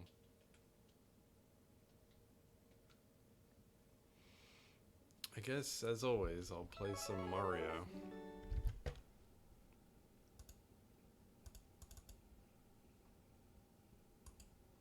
I can't escape the Mario. Mario Mansion.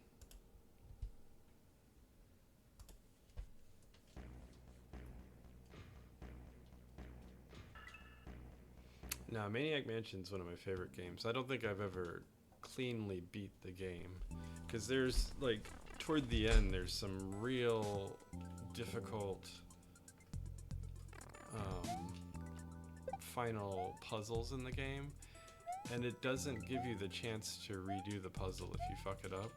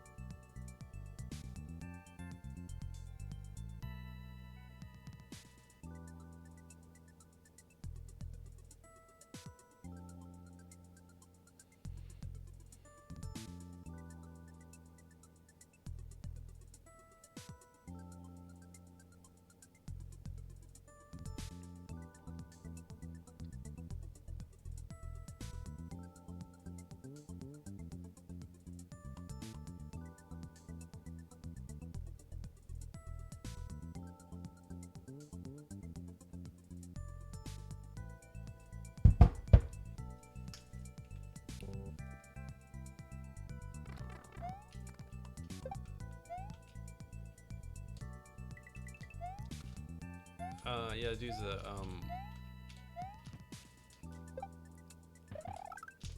I think Levy was really into Spy vs. Spy back in the day when we used to play games together. I just never, I'm sure it's on my list of games. I'm kind of over point and click right now, but I'll definitely check it out next time if Uncle D doesn't get back to me with another Agatha Christie. Maybe I can do some Maniac Mansions and Spy vs. Spy runs. But the controls on Maniac Mansion are pretty terrible. They were really figuring out point-and-click adventure at the time. Like, the fact that you have to click turn on light switch, and you can't just do use light switch or push light switch, it's kind of ridiculous how they didn't just have an action button, where it's like, do the action that needs to be done. You have to, like, specify the action. That's kind of a bridge too far.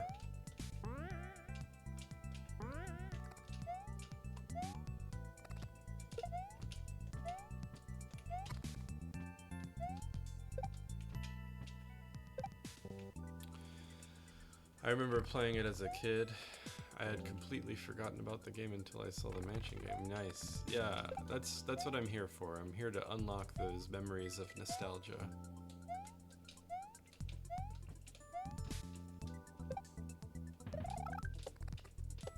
Retro gaming.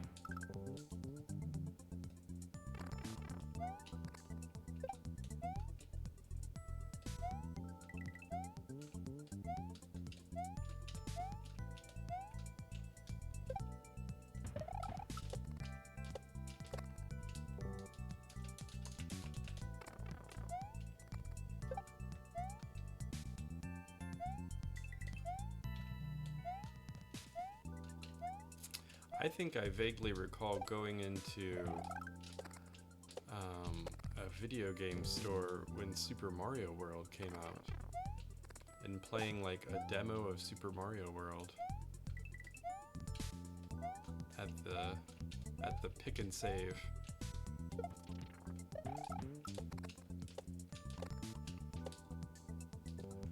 I remember very intimately the memory of going to Sears with my mom and waiting upstairs in the electronics department while she was shopping, and I would watch someone play Mario 64 on the Nintendo 64 that they had up there.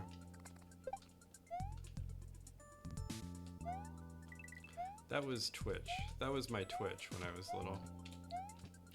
Watching strangers play games, IRL.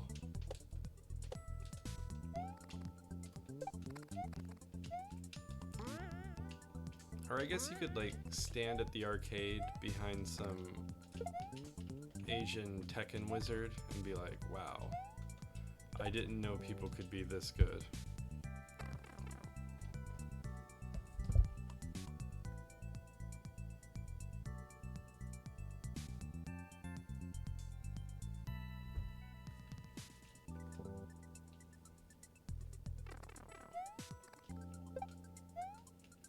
Playing video games at Walmart and having to look straight up at the screen, yeah.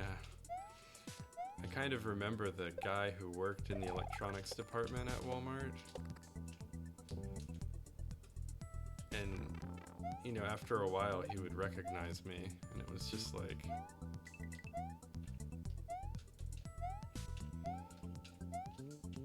that's a weird relationship to have, to be the kid who always comes to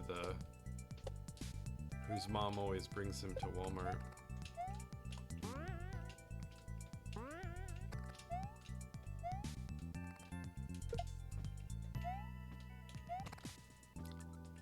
I think shopping was definitely something different in the 90s. He was essentially your babysitter. Why was my mom shopping so much, though? I guess at Walmart you could buy groceries.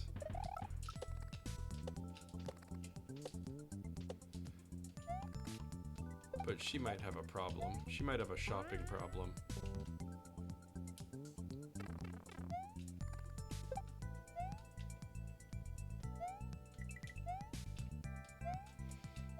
I mean, I definitely wasn't like a video game... I wouldn't like always play the gaming system because I didn't want to be that dude who was always on it, hogging it, you know? So if ever there was somebody else who wanted to play, or even somebody else who was just interested at all, I would put the controller down and go walk around. But I don't know why I spent so much time at Walmart. I'm really just trying to nail down how much my mom was shopping. Or maybe she wasn't shopping. Maybe she was just retail therapy, just kind of being there for her mental health.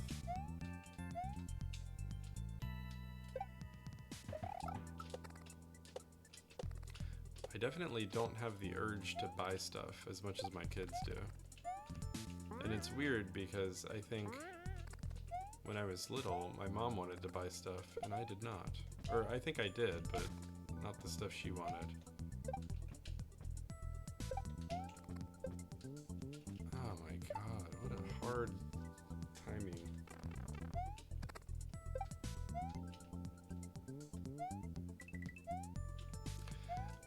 Yeah, I could draw a picture of the guy who was in the electronics department. He was he was one of those dudes that like goes gray early in life. So he was like young, but he was completely gray. And he had like a full, he would either have a goatee or a beard all the time. He was kind of a shorter gentleman with a roundish head, but he wasn't overweight, which I don't know if that had anything to do with... What just happened there?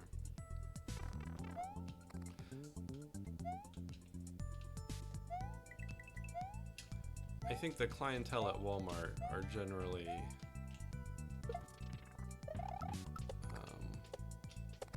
stereotyped into a category. Like, this was a healthy looking dude. Looked like he could have run marathons.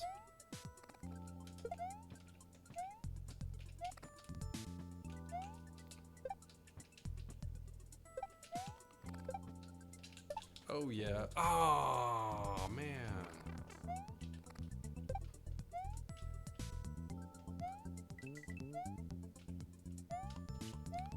That was it.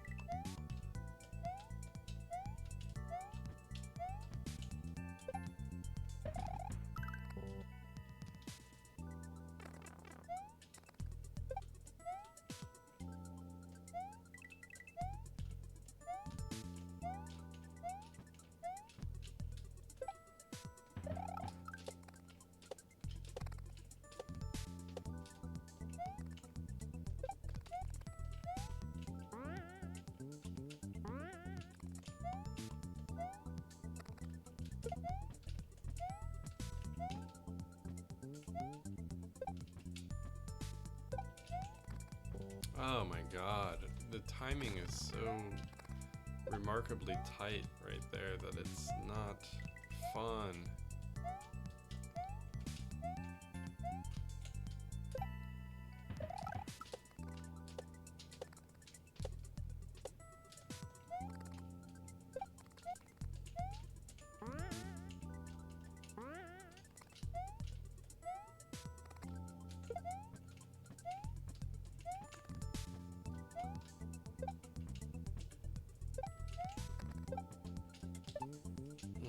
Good.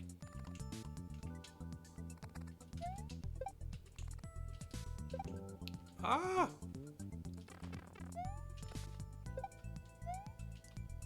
What do I do there? I guess I can hit the bat and then get back up on the platform. I think that's the checkpoint, though. Maybe I can get the checkpoint before noon.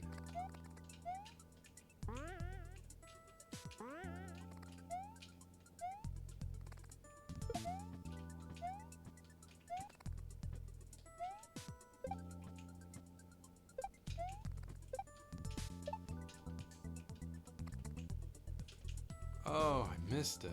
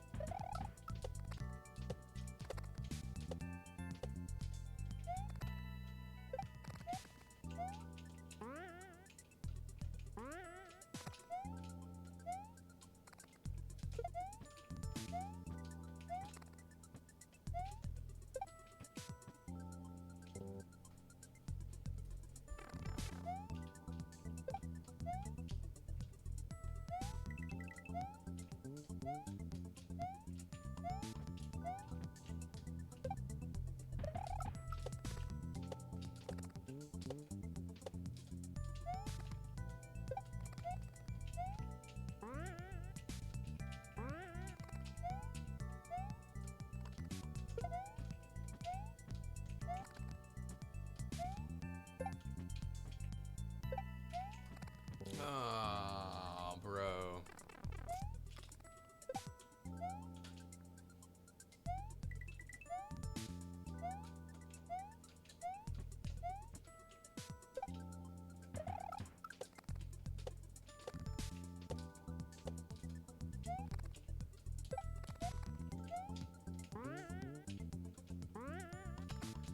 And I guess to the contrary, still speaking of playing video games at stores as children, Sears did not seem to have any sort of supervision whatsoever.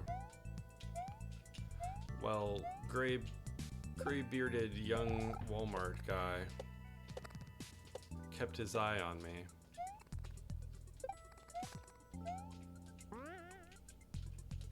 No one of the sort existed at Sears.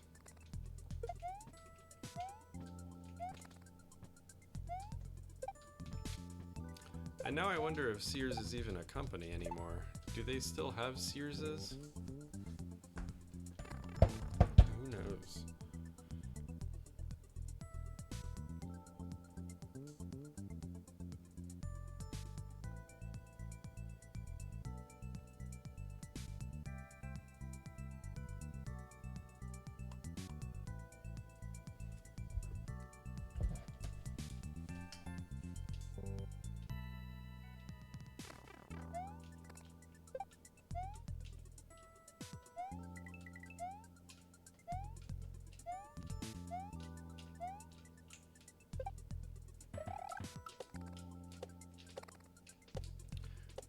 We have a mall in Athens, but the only store that I know of at the mall is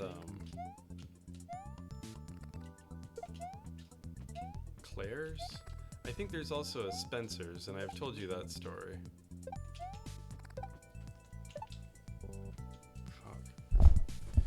Yeah, I took my kids to Spencer's with the idea that Spencer's used to be this cool place for alternative music and like stuff Wednesday Addams would be into. And it turns out that it's mostly a dildo store now.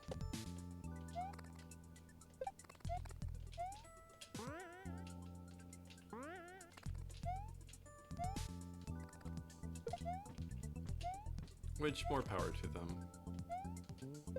You gotta get your dildos somewhere. And it's not hidden whatsoever. No, it's like multiple, there were multiple aisles of neon and other colors, glow-in-the-darks, different shapes, lengths. Some looked more fantasy, some looked more actual penis shaped.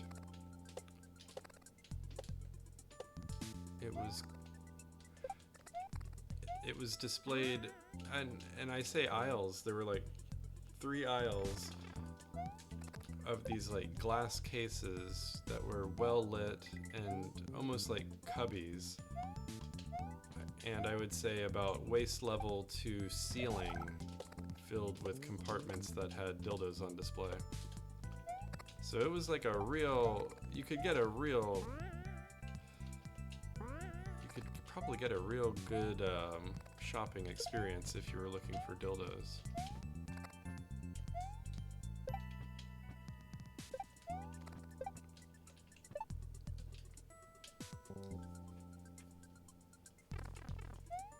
I was, I was slightly embarrassed, but not for the reason of like my kids seeing dildos. I was more embarrassed that I had suggested to them that this was a place that they would find cool.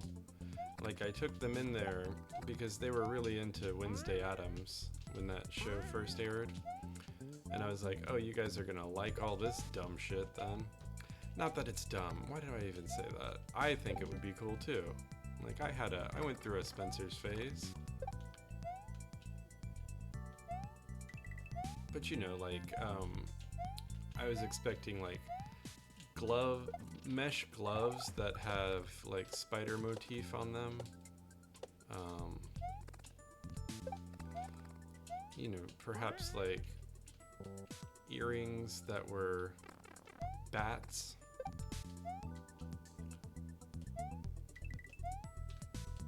But I lost a little bit of cred because my kids, as far as I know, are not into dildos right now. They're just children.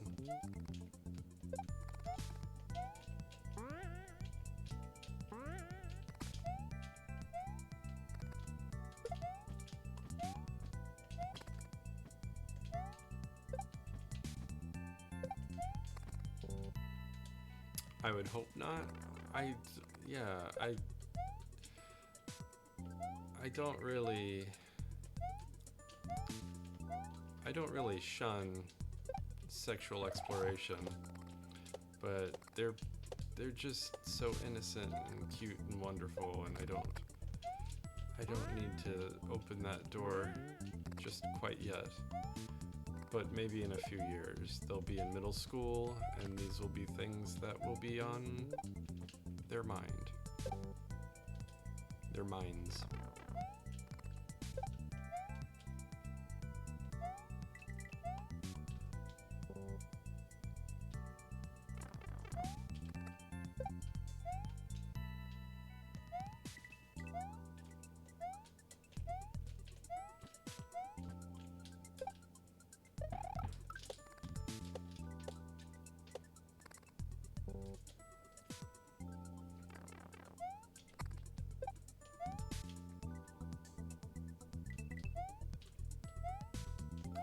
It's like, it's strange that it's already kind of started.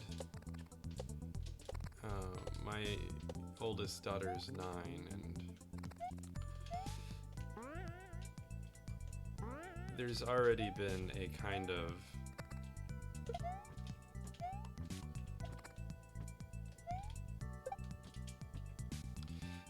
I don't know, there's already been a kind of there's ideas that they have that are thrown out there by immature, like,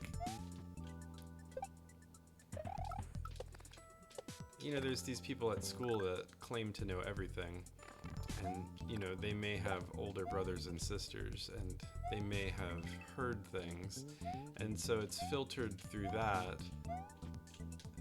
Then my kids will come home and, like, their understanding of child conception is marriage, and they're like, oh yeah, these two got married and now they have a baby, or like, when are they gonna marry? Because they don't know about fucking, even though I will tell them that getting married is not how you have kids. Like, you have to have sex with somebody. But it's hard to, like, break that innocence and be like, no, you actually need to know the real stuff. I keep telling myself there's, like, a time where I'll be okay with breaking the veneer of innocence. Because you want your kids to stay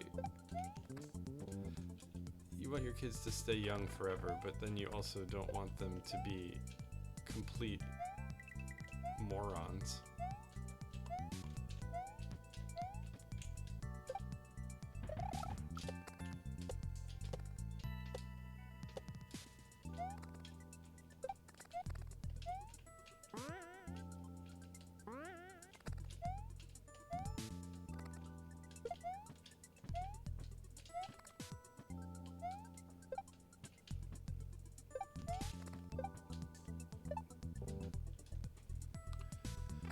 Just do it at the same time when they learn about Santa, the Easter Bunny, the Tooth Fairy.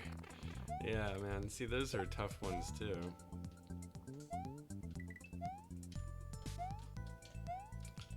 I have a feeling, though, it's going to not come out in the best way. Like, I've even told my older daughter about things, and then she'll find out about it from a friend and be like, why did you lie to me all this time? And it's like, no, I told you this. And she's like, no, you didn't. So it doesn't even matter. It's like, I could even, like, have proof of it, but I'm not going to, like, prove in a court of law that I told my daughter something she's just gonna remember what she remembers, and I'm gonna have to deal with however she frames it.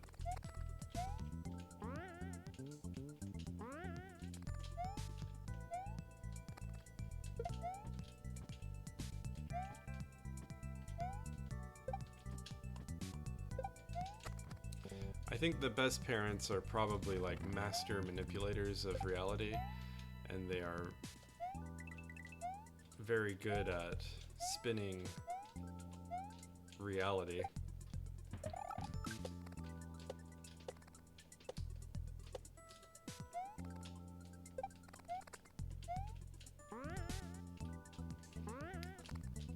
But maybe that's maybe that's not true, because like I don't want my kids to find out later in therapy. I think people with parents like that will find a lot of stuff out later in therapy, and that's no good. Or maybe that is good. Who's to say?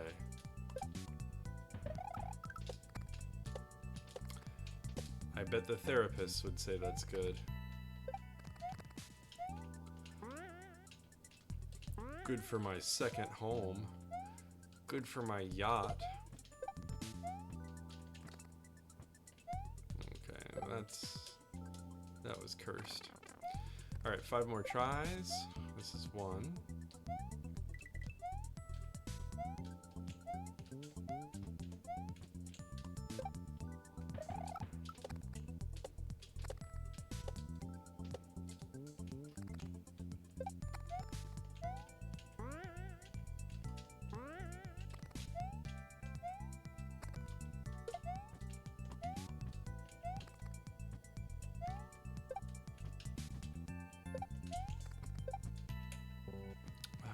God, this is 2.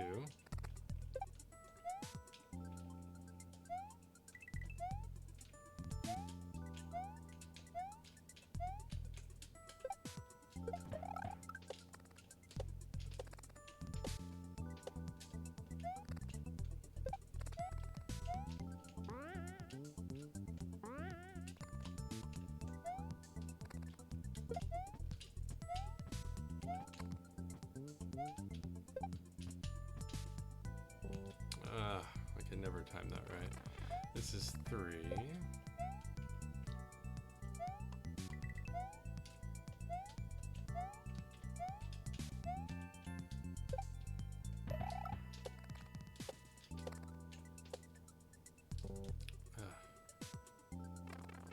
Amateur hour.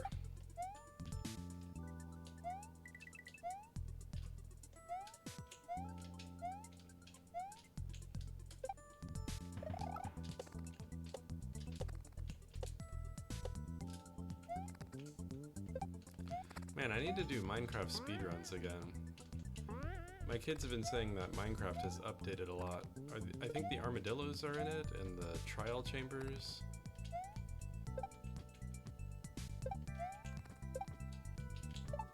Alright. But I'd like to see all that stuff. When is baseball gonna start another server?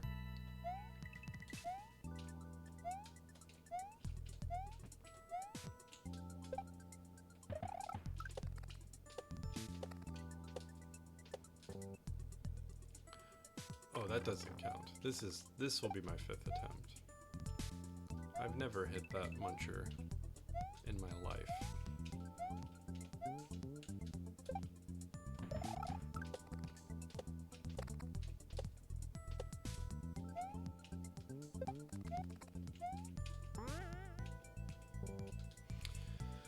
Alright. They started another one a couple months ago. Yeah, maybe I should check the Discord. I bet there is one that's up. Well, thanks for watching, Duza. Anyone else who's catching VOD, I appreciate ya, and I'll see you next time. Probably more Mario Maker next week, and then hopefully we'll get another point-and-click adventure for the following week. We will see.